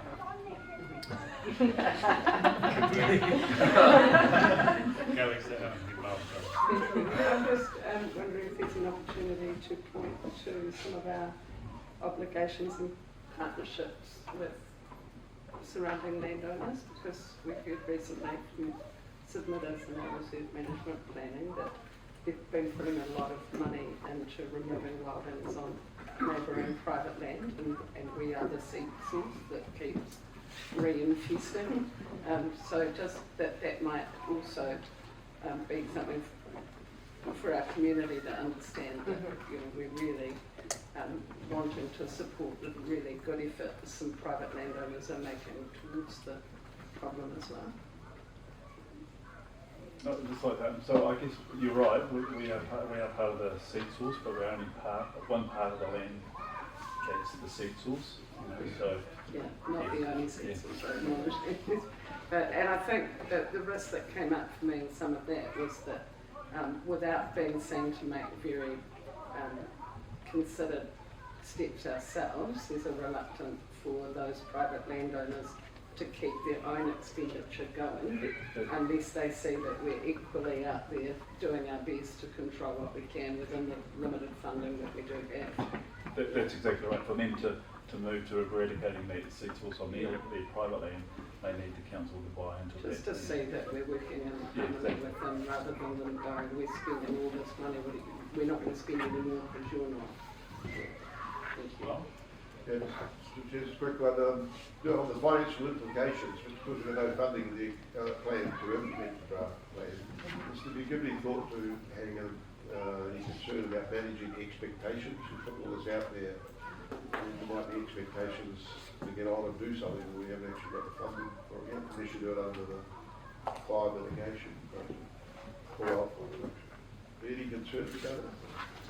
Do you want I'll go, Dave. In terms of concerns, I think we've started to get a real track record in this sort of a conversation we've taken out to communities of late. And through you, Chair, Councillor, it's a good point you raise, and we're really clear that this is about taking the conversation out to community. This isn't the operationalising of that and the feedback that we'll report back to Council. And at that subsequent point, then we will need to talk about how you would actually take forward the feedback, what it's indicated and how we actually structure that, which potentially has got funding or it may not, depending on the tone of what we're reporting back. Can I just say that probably, depending on the feedback and where we land, we'd probably start in, if we progress, we would probably anticipate we'll look to the next LTP cycle and beyond. Thank you. Yes, Sterling. Mine's around the engagement process as well, but it's specific to, I guess, neighbouring homeowners. There's a lot of second holiday homes there that don't have owner-occupiers in. Can we target our comms to actually be able to focus on the owners of the houses? Yeah, we can do both. So we can do the fly drop and then actually look at the sending to them as well and email addresses through there. Yeah. So yeah, we can add that in there. Yep. Yeah, I'm just thinking I don't know what percent, but there's a large percentage of non-occupied homes, and I could just see that. You've turned up from holiday. Yeah, and what? No, so maybe, maybe we in. need to just focus on that in the engagement. So, have you got a particular place in mind? No. No. I just know that there's a lot of holiday homes up there. So we're doing a similar tree succession plan at Ely Point, and we're doing that exactly what that we're targeting some holiday and which live nearby, and we think we've got to get there. My question is one that I can see coming with the consultation, because there's a note in there about the logging roads perhaps becoming walking trails. I can see a question about whether they'll be available for mountain biking, given that there's already some under radar mountain biking going on, I think. And then by extension, that might also extend to people who want to use them for motorbikes. And what the answers would be to those questions. Sure, okay. That's sort of been dealt with through the reserve management plan process, through the policies and objectives within that plan. And we're just deliberating at the moment, we're just finalising the deliberations before that comes back. So in terms of policies and objectives around biking on the hill, they'll be covered in that. And motorbiking hasn't been favourable so far in terms of within the reserves. Thank you. And through you, Chair, just in Council too, just a constant, that whole demand of how we actually find a compromise through many users that want to enjoy those spaces. Doesn't matter what the site is, quite a compliment. Thanks. Good. Right, I have 3 volunteers so far when it comes to the recommended resolution in front of you. There's Councillor Wong, Councillor Bartlett and Councillor White. I would like a volunteer from Wanaka just to give it a little bit of independence, let's say. WCG rep, so Yeah, that's fine. just Yeah, thoughts that's on good. that. I'm happy to do that. Just four, you can fight over who's the three. Do I have any? Oh, look, they're all looking at their shoes. Thank you, Give us an indication of when the hearing likely to be, because some of us have got other commitments. 21st of July.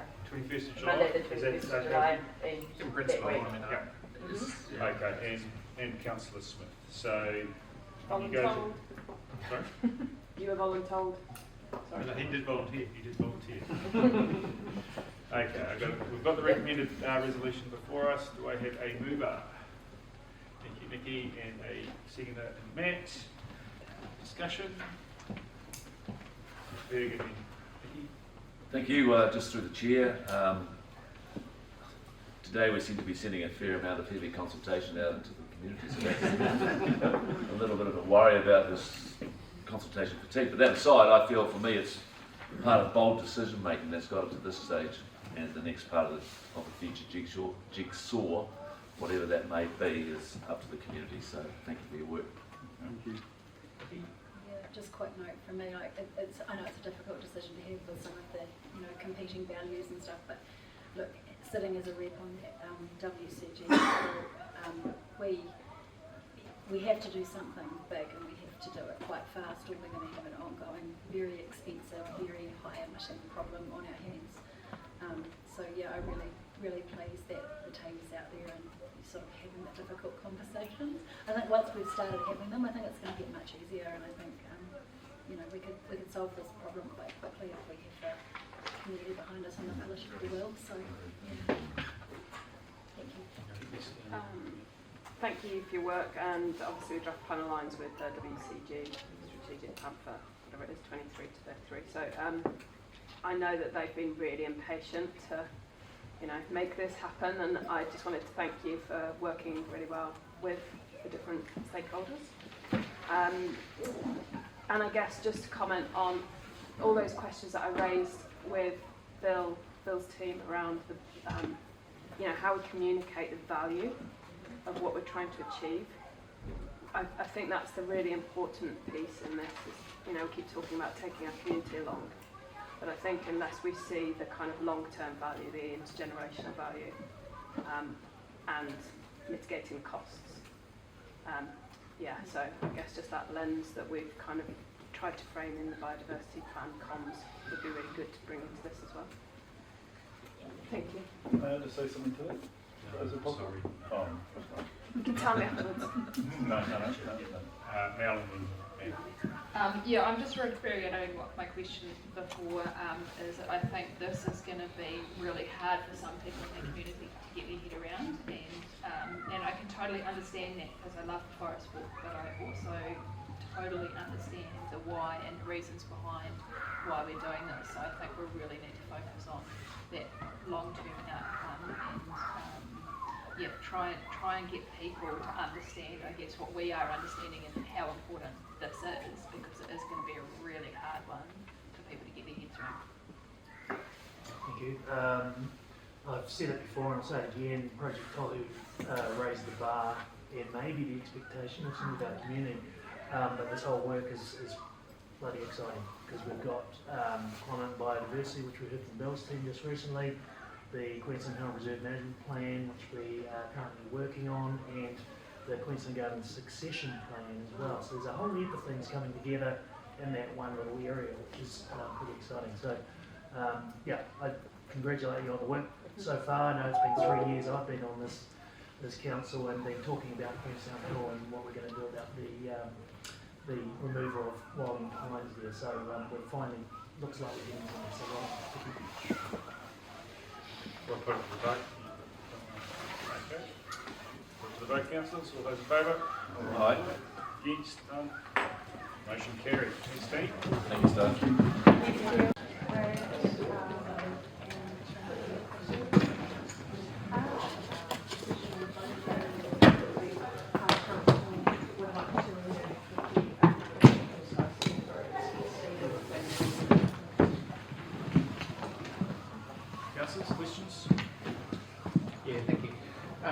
Yeah, a couple of years ago when we did the policy, the gambling policy for the district, it was 23, wasn't it, that we, the most recent one? Anyway, there was sort of, generally speaking, there wasn't a broad gambling problem in our district relative to other places in the country, and that there was sort of the number of licences under that policy is reasonably static. It's not going to increase. We're not quite on a sinking lid, but we're sort of on a, you know, almost a capped version of licences. Is that right? I can speak to that through the chair. At the moment, yes, that's sort of natural attrition, as it were. So yes, essentially. Yeah. So is there any change in that time in terms of the problem of gambling, and particularly the difference between venue gambling and online gambling, and any reason why there'd be any additional cause for concern or the need to go to a sinking lid model? Through you, Chair, I think the data we have on gambling in the QLDC hasn't shown any change since that policy was adopted. It's sort of, I think that, as the court says, it's sort of an annual care around when people are going to present with gambling. So there doesn't appear to have been any increase or decrease that we can see. But the policy was less than a year ago, so we might be looking at the same data.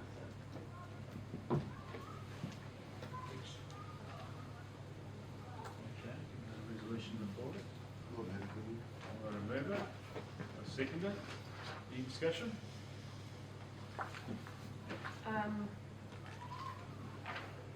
I guess I just wanted to maybe just raise a few points for any community watching. So when I first looked at this, I was like, I feel like there's an opportunity for us to intervene, but having obviously read all the data, I agree that we're probably taking the right approach.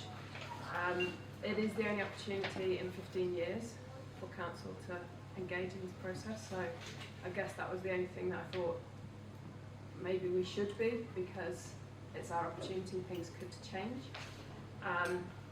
But I think overall, I mean, it becomes a really moral kind of question, which becomes a bit uncomfortable, you know, like using dividends from bad for good, with the 2.5% of the net worth going back into community groups. And it just all becomes a bit too moralistic. So I think we're taking the right approach, and I think it's important that community know that they can engage in that public consultation. Maybe we can just do, I know we don't want a big campaign on this, but we could do at least a post on it to just highlight that to our community if they want to engage in that. Thank you. I'll put it to the vote. All those in favour? Aye. Against? Motion carried. 15. Thank you. Item 6, asset sales reserve guidelines 2025. By myself. Page 134. Yes, so there's a long history in this. 2016, there was a sale of the land at Spare Heights, and there was some principles sort of set out at that time, and so since then we've kind of expanded those, aligned them with our other funding guidelines. We've looked at the Auditor General principles as well, and kind of formalised, I guess, the key importance of the stakeholder, which is our community board, and recognising that we would really like that community board to help find projects that we want to fund in one of the area, and so they're giving them that role to collate and bring forward the opportunities as part of our long-term plan and annual plan process, so we can sort of expand those ideas in more detail instead of having them sort of coming to us at that last minute. So this is giving the Wanaka Community Board the opportunity to make recommendations to this council. Council will have the final say. That's what we're trying to enable here for these guidelines. Questions? Got one. It's great to see this. We had a sale, I think at the last meeting, didn't we? And I forget which piece of property it was, but we had a sale that we put into fund. But it was noted in that report that the council could put it in the fund or might not put it in the fund, but there wasn't actually a direction to the council to consider it. And in here, right, it's on page 6, it says the reserve will be determined at the discretion of the full council on a case-by-case basis. There's no automatic requirement for proceeds to be allocated to the reserve. Instead, council will assess each opportunity based on strategic priorities, etc., etc. So I just wondered if we should add into here a directive that any sale that could go into the fund, or where the proceeds could go into the fund, any report to council on that sale must include a direction to consider whether it does or doesn't, so things won't slip through, because that one could have slipped through, if that makes sense. Yeah. Otherwise, you need another paper to then decide where the funds went. So it makes sense to direct that at the time that we agree to sell. The chair? Is that Yeah, there's certainly the intention that all property sales in the future would have that choice for the councillors to decide whether it was in Wanaka to go into this reserve. And that recent sale was a Sker Heights land, so that should have been directed straight to this reserve. That's what you mean it wouldn't have been clause said. optional under the policy, under the guidelines? Not for that particular, not for that piece of land. Yeah, okay, so you're saying that we don't need to direct it? No. It will come in that last one was an automatic? It should have been automatic. It should have been automatic, and it shouldn't have said in there that it was an option? Yeah. Okay. It's probably a timing with when we were writing these Yeah, guidelines. I can see how that would be. Any further questions? Well, I'll move. Do you want to second it?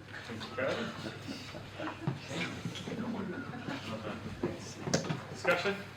Just a brief comment. Thank you, Catherine. I think you've done a really good collaborative approach with the board on this, and got to a landing with the board and the chair that they support, and obviously that's coming back to council, so well done.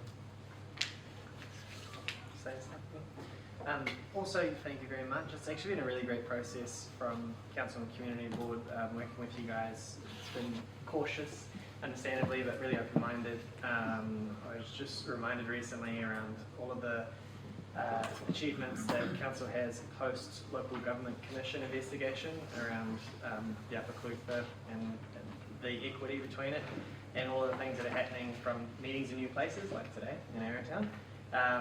And bespoke, more localised communications, better tools for capital allocation, and today it's around empowerment of the community board, which will see a really great aspirational vision. It'll give people a sense of really being able to put back into the community at that level, and it's awesome to see. So thank you so much for helping be a part of it, and yeah, if it works. We'll see. Good. Well, I'll put it to the vote. All those in favour? Aye. Against? None. Motion carried. Thank you, Catherine. Thank you.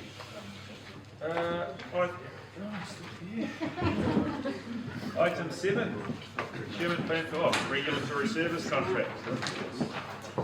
Page 152.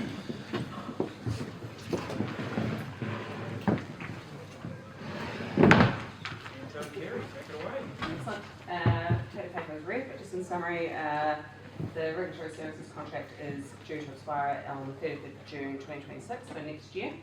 That contract kind of encompasses our after-hours services, animal control, parking, daytime parking services, things like that. So our opportunity to go to market and see what's out there. Essentially, what we're seeking today is the approval of this procurement plan and the delegation of the execution of that plan to the city. Questions? Kevin? One quick one, page 176, the criteria. There's a category there on insurance and liability. The public liability insurance is only sitting at 2.5 million, which seems quite low. Is it possible for our legal team to check that insurance?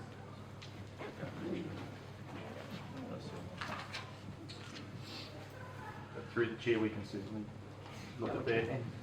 get some clarification on that? Yeah, I mean, I was thinking maybe more like 20 million would be a Comments gone or Matt?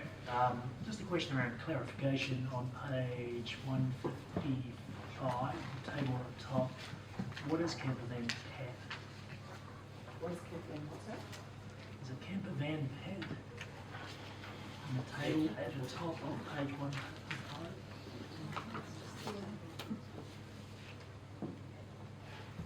Oh. There's a few of those.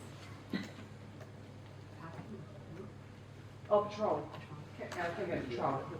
So what's involved in camper van patrol?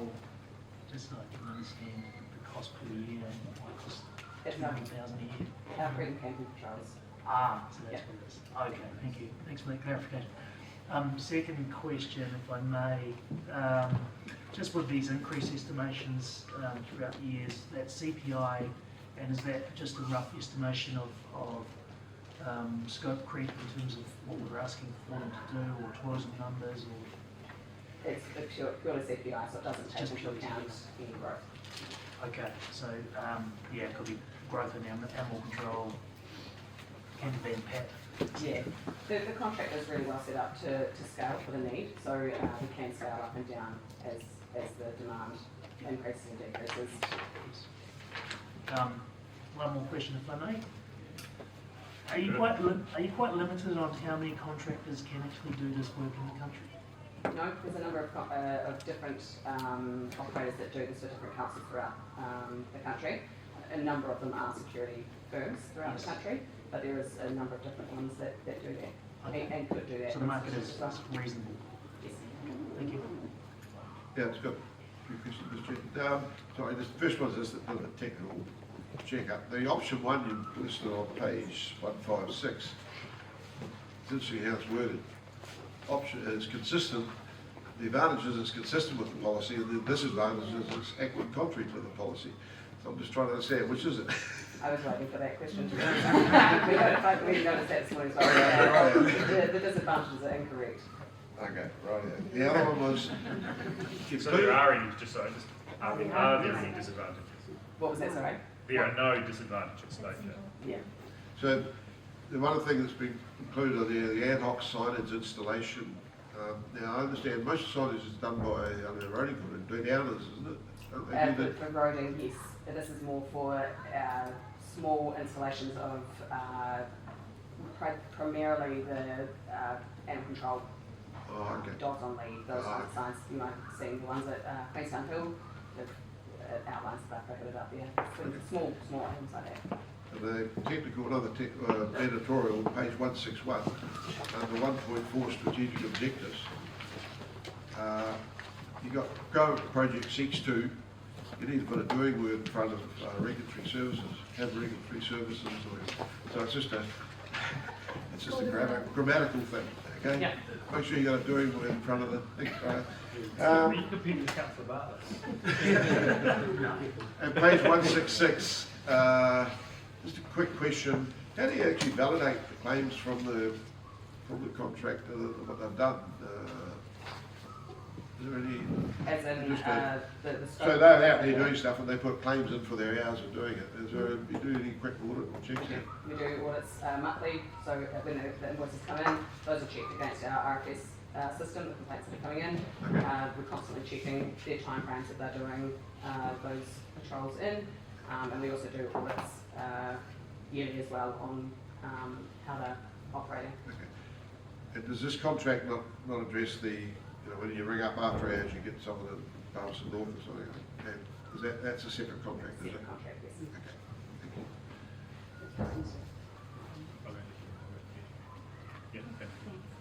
Thank you. I'll just mention that I'm going to compete with Councillor Bartlett as well. There's a couple of airways comments. Did you do there might have been some copy and paste or something, or maybe I'm missing the relevance of the word airways in one of the. Where is it? Oh, sorry, it's in one of the tables. Anyway, where you looked at the different risks, I think all the. Does it make? And with you, yep. Yes, there's a couple of code pastes from a different contract. Yeah, yes. yeah. We'll look into those. Thank you. Serious questions around the termination. I found, so given that we're putting all of these services into one, we say we want to go out and we're going to give them all to you, but they can say, hey, in 3 months we're gone, right? So the termination clause in the contract.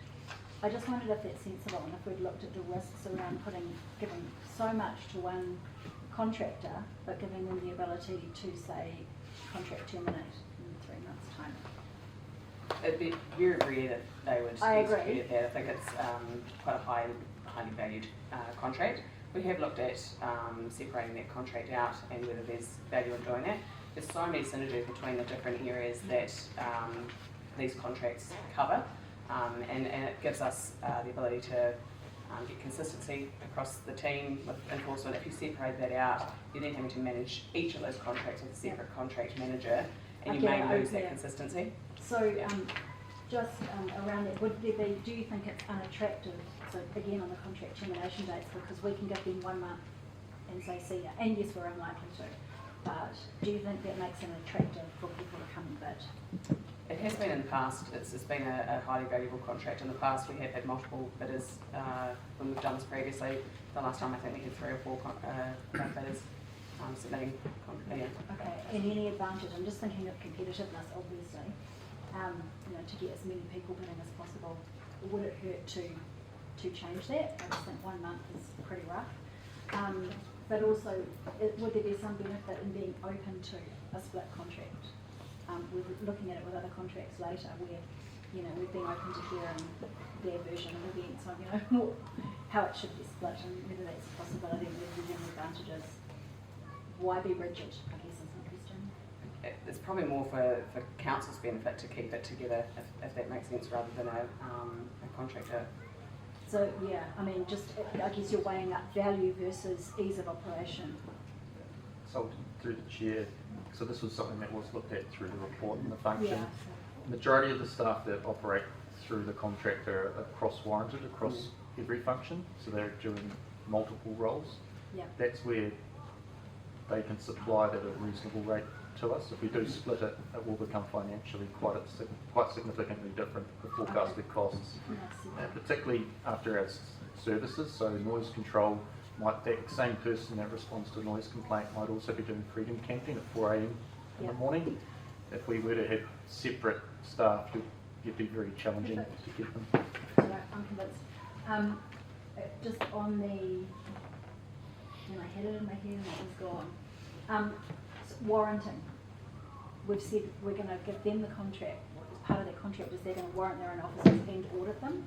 Is that normal to have the people doing the training and employing the people auditing their own staff, and we're relying on that? Yes, essentially. So it gives us confidence that they have an understanding of their staff and what they're operating at. It doesn't mean that we won't be doing our own additional auditing on top of that. So it might be that we're going through those audits, or we're going and doing additional audits on top of that to ensure that we're all confident that the staff are acting in line with how council want them to operate. That's great. Just additional on your query regarding warranting, that sits with QLDC. So they need to supply staff that meet our expectations to be warranted, is the way the contract So we set the criteria for warranting. That's correct. But we don't warrant. No, we issue the warrants. We do issue it based on their assessment. No. Separate. So there's auditing that they must do to provide reasonable staff. We do our own internal auditing. Warranting is a separate process, but they need to be staff that are able to achieve the standards for warranting. A very easy example is they within reason, no criminal record to be able to get a warrant from QLDC. And so we also have the power to remove warrants. That's right. So QLDC holds the warrants across all legislation, so other contractors also have to get warrants through QLDC as well, like water supply officers and those sorts of things. Okay, I've got 2 more questions, I'm sorry. Going through the camper vans, it looked like relative to everything else, they're really expensive per call out, or have I done my maths wrong? It's probably more to do with the fact of the distance that it has to That's what I was travel. wondering, and so I was wondering, how do you achieve cost efficiencies? Like if they're all driving up to Glenorchy, is there a way to, I don't know, reduce the travel costs and sort of direct them to say, hey, we're going to need people, in these outer areas? think that's the joy of the cross contract as well, or the Okay. cross areas where there might be a noise complaint in Glenorchy, and they could go and do the freedom capital patrols at the same time. Yeah. That's the joy of having those cross warrants. Well, yeah, and that's what I was wondering, if there's some way we can sort of incentivise them to have staff in those areas that could do all of those things to reduce cost potentially, but yeah. And last question, I think, just the budgets. Obviously they're out there for everyone to see, the expected cost of the contract, which in some ways is good, in some ways it's bad, right? But I'm just in terms, darn it, just lost it on my screen. In terms of the wording of the motion, it talks about, or the recommended motion, it talks about utilising the budgets and delegating power utilising the budgets, but it's not setting a boundary, I don't think, because obviously things can creep. So I'm just wondering from our perspective as governance, whether changing out the word utilising for within is appropriate, and if not, why not? You're going to have to answer that question. Sorry. Sorry, if you want to change Well, that. no, because it could provide prove a difficult. If you want to change it, put it up as a motion. Sorry, you're I'm going to have to asking- answer that question. Got another further question? It could prove difficult. Thank you. I have two questions. One is about branding, because there's perception often that people are getting issued a ticket by Cougar or whoever the contractor is at X time, as opposed to council, who are obviously the ultimate regulator. How do we just get that, simplify that to make sure that people sort of understand that it's the council function and that then it's not Cougar revenue raising, so to speak, or whoever it is? It's tricky. Social media is hard to control. Once the contractor name is out there, you can't control how people are using that name. Doesn't it come to what's on their shirts and on their cars and all that sort of stuff as well? I mean, what I'm saying is, shouldn't there be a neutral, shouldn't they, yes, they're a contractor providing a service, but should there be a neutral sort of branding that is on behalf of the council? I'm happy to answer some of this, and so through the chair, and certainly understand your query. Certainly the daytime staff are wearing QLDC branded attire, so when you see a parking officer in the day, most people think out of QLDC. We certainly receive the feedback as though they are QLDC, particularly given the number of infringements that are issued. We're finding that they do identify those staff as QLDC predominantly. When there is an after hour action, that's when now and then there has been somebody pointing, Cougar's done this, Cougar's done that, and that's where there can be a bit trickier to manage it in that state. Particularly as we're talking about the cross-warranted, that could be operating in a security capacity, and there's been a noise control call-out. So we do manage it the best we can, but I do have confidence the bulk of the work and interactions is during the day from those parking officers, and they're wearing QLDC branded attire. Okay, and the other question relates to CCTV, which is within their remit, the contract's remit as well. Can you just confirm that? Who owns the CCTV equipment at the end of the day? Do we retain ownership of anything that's installed? Is it ours? All that stuff. A separate contract to the CCTV issuing of tickets. So there's a separate contract that So sits this on the is property. just the monitoring side of it. Correct. This Okay. is the monitoring and issuing of tickets only. And at a broader level, that sits under a different contract that currently happens to be the same provider. Is that right? Correct. There were some historic issues, historic things there, but we separated those contracts a couple of years ago. But we do own our CCTV.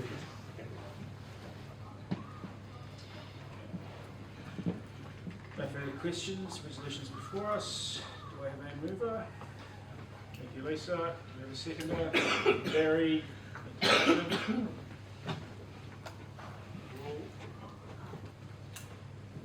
Really? So yeah, I'm just a bit concerned about the delegation. So I think the procurement plan is fine, and I've got no issue with going with point 2.3, delegate authority to the chief executive to enter the agreements. I just think, given our operating budgets at the moment, I'm just a bit concerned how far that might go, and we've not kind of put a limit on it, as I sort of indicated before. We're utilising the budget somewhere else in the report, but there's no limit to the delegation, and I feel like given our operating budgets, we need to put some sort of limit in place. So look, I'm happy not to push it. I'm happy just to vote against that particular point. Just interested in hearing from other councillors. I don't know how far it could go, but that's the point, is that we delegate and we don't know how far. So. Discussion. Put to the vote. All those in favour? Against? None? Would you like that, Jane? Okay, sorry. Thank you. Item. Thank you, Sam. Yes, thanks very much. 230.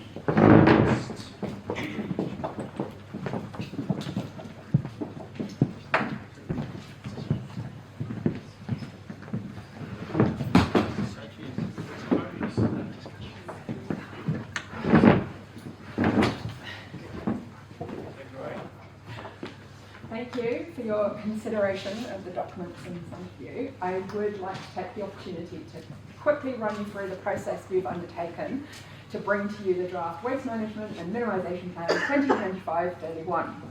So commonly known as a WMP, this plan is a statutory strategic document as set out in the Waste Minimisation Act and has a requirement to be reviewed every 6 years. The proposed plan was informed by a review of the WMP 2018, the Otago Region Waste Assessment, and through multiple stakeholder engagement opportunities. It's aligned with commitments of the long-term plan. It responds to the New Zealand Waste Strategy, Council's strategic framework, and in particular Council's climate and biodiversity priorities. And since the WMP 2018 was adopted, we have made progress. For example, we have launched the Zero Waste District Programme, which is multiple partnership agreements in place with community organisations, helping to deliver initiatives such as pop-up repair events, monthly green drinks, Wanaka Community Workshop, Kiwi Harvest, Plastic Free July, and Disrupt's reusable serveware initiative. We've also successfully launched the annual Contestable Waste Minimisation Fund, which has provided seed funding to more than 60 community-based projects, from tool libraries to clothing repair workshops, sport clubs undertaking clubhouse waste audits, to reusable nappy banks for new parents, and schools establishing their worm farms and composting hubs. We've also implemented an expanded curbside collection service, including the separate collection of glass. We've improved our public infrastructure. We've made a commitment to introduce an organics curbside collection, and we've started planning the upgrades of the refuse transfer stations and solving our MRF problems. Outside of Council's direct service provision and funding, there are also multiple businesses and community organisations responding to those waste problems by establishing systems and initiatives that reduce waste for their staff, their customers, and our community. And this is being spearheaded by organisations such as Wastebusters, WOW and Sustainable Queenstown, and various initiatives led by the tourism and construction sectors. However, despite all these efforts, residual waste in our district is still really high and more action is needed. The key issues identified in the waste assessment included insufficient infrastructure for the diversion of construction waste and organic waste, poor data on waste handled outside of the council system, and limited regional collaboration. So we took this and further information to our stakeholders and discussed the solutions. This early engagement was supported, thank you, by the Waste Working Group comprising councillors Bartlett, Tucker and Gladding. Thank you very much. It included in-person workshops, an online webinar and various workshops across council departments. Whilst the feedback was varied, there were 3 areas of clear priority across these groups. The priority areas are a desire to move towards a circular economy, the need to take shared responsibility, and a desire to work together in collaboration.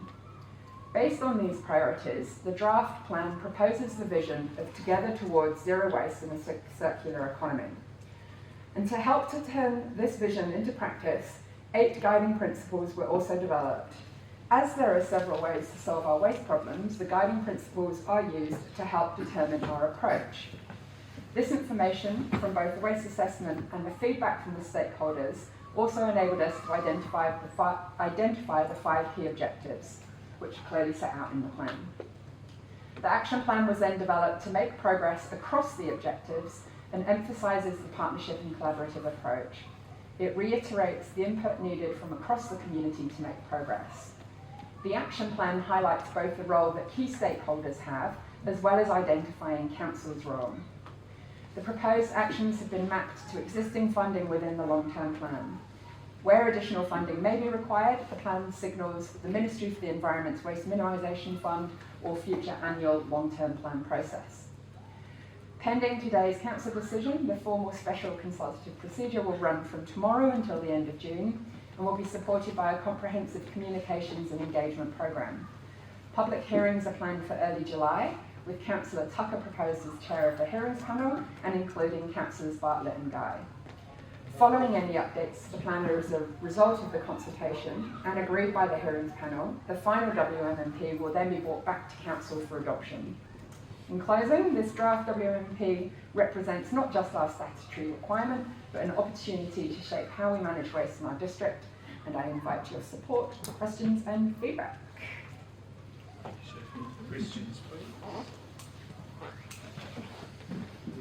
And look, that's a great piece of work, and the community support is excellent.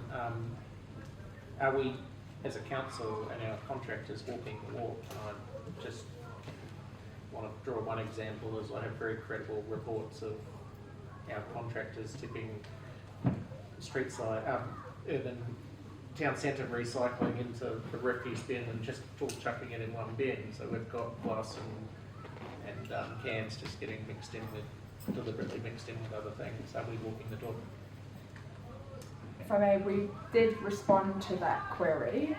The operational team, I believe, looked into the, it was raised by one of the elected members, and there are some of our trucks that are servicing the public waste bins that have multiple compartments within the truck, and it can be perceived that the This bin... wasn't a perception, was it? But anyway, And so I can't speak to a particular incident, but our understanding is that the material is not being mixed unless there is gross contamination within those public bins where we know that material needs to go to landfill. Resolution. So I've had a conversation with you about my queries already, but I just wanted to raise them not in the next section, but so that you can answer. So, I mean, one of the big issues is that we only control a relatively small percentage of the waste, and the rest of it is done by the commercial and private sector. And so one of the things that was identified was the need to, for the provision of infrastructure to deal with that waste and to understand the data that existing waste sector providers have, that they don't share for commercial sensitivity reasons. And the document's great. It talks about working with and collaborating, but there's no how, and that's the difficult piece.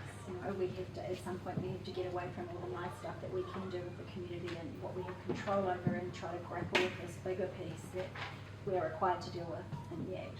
So just wondering if you had any thoughts around, and I know we've talked, so it's not a Patsy question or anything, but how we start collaborating with that private sector that's already operating, that has data, and also how we signal to the market that we want this stuff to happen and that it is safe for them to sort of invest with us. So if I may, there's a couple of actions already talking to this opportunity. One is the developing licensing requirements for people who want to operate commercial services within our district could include the requirement to provide us with data. Wellington and Auckland have successfully implemented that. We haven't tested whether or not we could do that here, but it's signalled as an opportunity to use regulatory controls like licensing that may be backed up through a bylaw to receive that data if you want to operate within our district.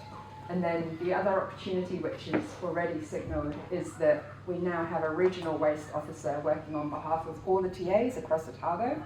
And it's early days for that role, but on that work program is establishing a regional infrastructure strategy. So the coastal inland Otago have the right infrastructure in place, and that developing a framework to do that within a council and a commercial context would probably be the way to go, so that we're not just looking at council investments, but bring those commercial players in.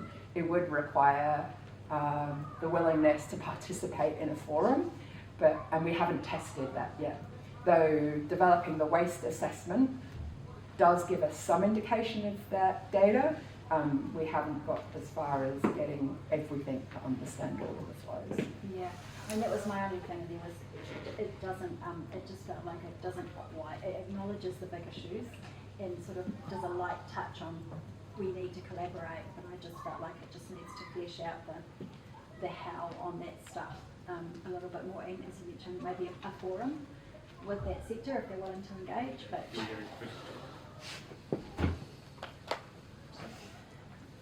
so would a forum be something that you would consider? And is that something that we could put into the next iteration of the plan after consultation?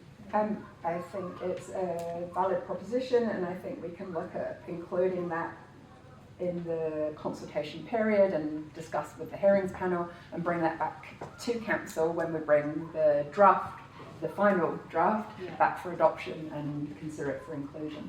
Thank you, and thank you for having that conversation with me. I just wanted to sort of get it. Appreciate it, and look, the document is an awesome consultation document. I think it's so easy to read and follow through it. So thanks. We've got sort of a question for two people, but I'll ask you. Councillor Guy's been nominated for the hearing panel. Do you know whether she's accepted or been asked? Oh, I was under the impression that had already been established. My apologies. That was the information that I received. I hadn't responded on it. Right. Apologies for that, Councillor Guy. Thank you for your participation. I will be a backup if you. Thank you. No further questions? Do I have a... Oh, Cody, that's right, he wants to move. Do I have a seconder? Nikki, or any discussion? Thanks, Cody. Oh, hang on. Yeah, the last one. No one else is on the hand. I was getting around the same. Go, yes, Well, I'm just kind of repeating myself, but let's just say thank you. The actual consultation document, I think, is very good. It's a really good example of what we can do well with this organisation. I think it helps because our community is actually already engaged, and that's been a long process. And I think it is truly more collaborative in the waste space than perhaps in other spaces, like it's an area that our community is really quite into. So yeah, thank you, and it's just come an awfully long way in the last 10 years, so it's great to see it moving in such a good direction. Thank you. The content document is really good and shiny, which I like. And it's really actually quite interesting. So I hope that people get involved and take a good look at it, because it's pretty eye-opening when you look at some of the stuff that could be currently diverted. And I didn't ask this question, so I'll just make this a statement that obviously there's also a lot of other consultations going on at the same point. So if there is help needed getting things out, we're also having compensation to get help there. But yeah, this looks really good, and I look forward to sharing it with the second house. Was it in the house? If I may to... No, sorry. Before I go to Cody. Yeah, just quickly, has been a bit of work going into this, so thank you very much, and it is really good. So, you mentioned it in your opening that the working group consisted of Nikki, myself and Cody, so I think she says in the report Councillor Guy, but it is Councillor Gerling who run that working group, so thanks very much for your work in there as well. So, and if I hadn't been beaten to it, I would have been happy to move this. Sorry, Councillor Bartlett, but he came and talked to me quietly on the side. Good. So, all good. Yeah. Put it to the vote. Oh, you want to say something? Sorry, just so much enthusiasm for this thing. It's ridiculous. I honestly think like so much of this, for it to be understood and read, because waste is such a collaborative thing, it needs to be easy to understand, and I think you've absolutely nailed it. from like, you know, the first image explaining really complex ideas and how it fits in communities in a really simple way that people can instantly reference and comprehend. I think the sophistication in terms of identifying the roles and responsibilities of all the different players, the levels of what we're engaging and the sort of hierarchy of it all, the little O referencing circular economy, the size of the document being just so much more tangible and the small one. I've just never been more excited about a plan from a visual communication point of view, and I just wanted to reiterate like how proud I am to be a very small part of it. I think you've just done such a great job. I'll put to the vote.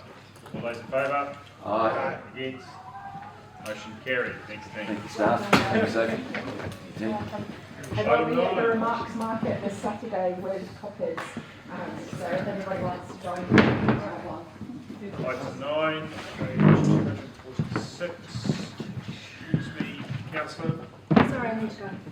Would you please, tell me if you need to go before you leave? Right. City report, item 9, page 246. Mr Mayor, you'll see there are 5 items. Well, one's a noting one. There's a number of reserves that are proposed to be vested in Southern Corridor with Park Ridge, with King Enterprises, extra the country, and then obviously recommendations for how those reserve contributions are treated vis-a-vis the financial reserve contribution policy. We have the draft draft and Augie Airstrip Reserve Management Plan, which is here, ready for your approval for public notification, and then noting noting the appointment of 3 members to consider any submissions received on that. We have Councillor Bruce, Councillor Whitehead, Councillor Wong. Prior to the meeting, Councillor Bartlett raised a sort of a technical issue with me regarding Park Ridge. I provided him with some advice. Gavin had further advice from Dave Wallace, who concurs with my interpretation, so we don't have anything that needs to change with those resolutions. Questions? Yeah. The Airstrip in page 267 talks about skydive pilot training. Is that training of aeroplane pilots or skydiving pilots? Well, you're asking the wrong person. Can I come back to you on that one? That's very specific. Ken's the back of the room. Oh, does Ken know the answer? No, you go. Yes, pilot. Pilot of the plane. Skydiving plane.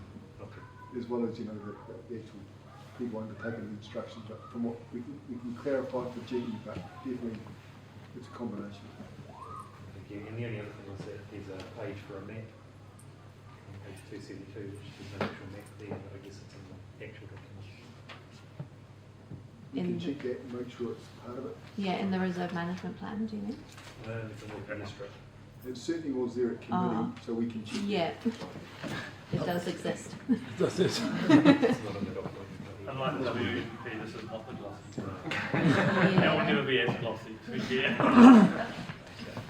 Thank you. Any further questions? Lyle moved. We have a seconder. Thank you, Lyle. Discussion? Thank you, Chair. Just through the Chair, great to see the Glenorchy Airstrip Reserve Management Plan, the next rendition out there. This one's been, the subject's been reluctant to fly. So good to see this rendition get out there and let's see where it lands. You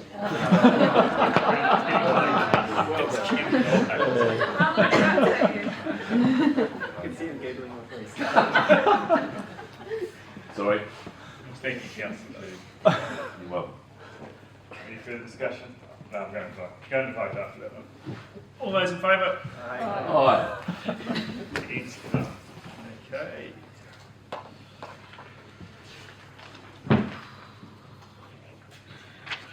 I move that public be excluded from the following parts of the meeting. Thank you. Favour?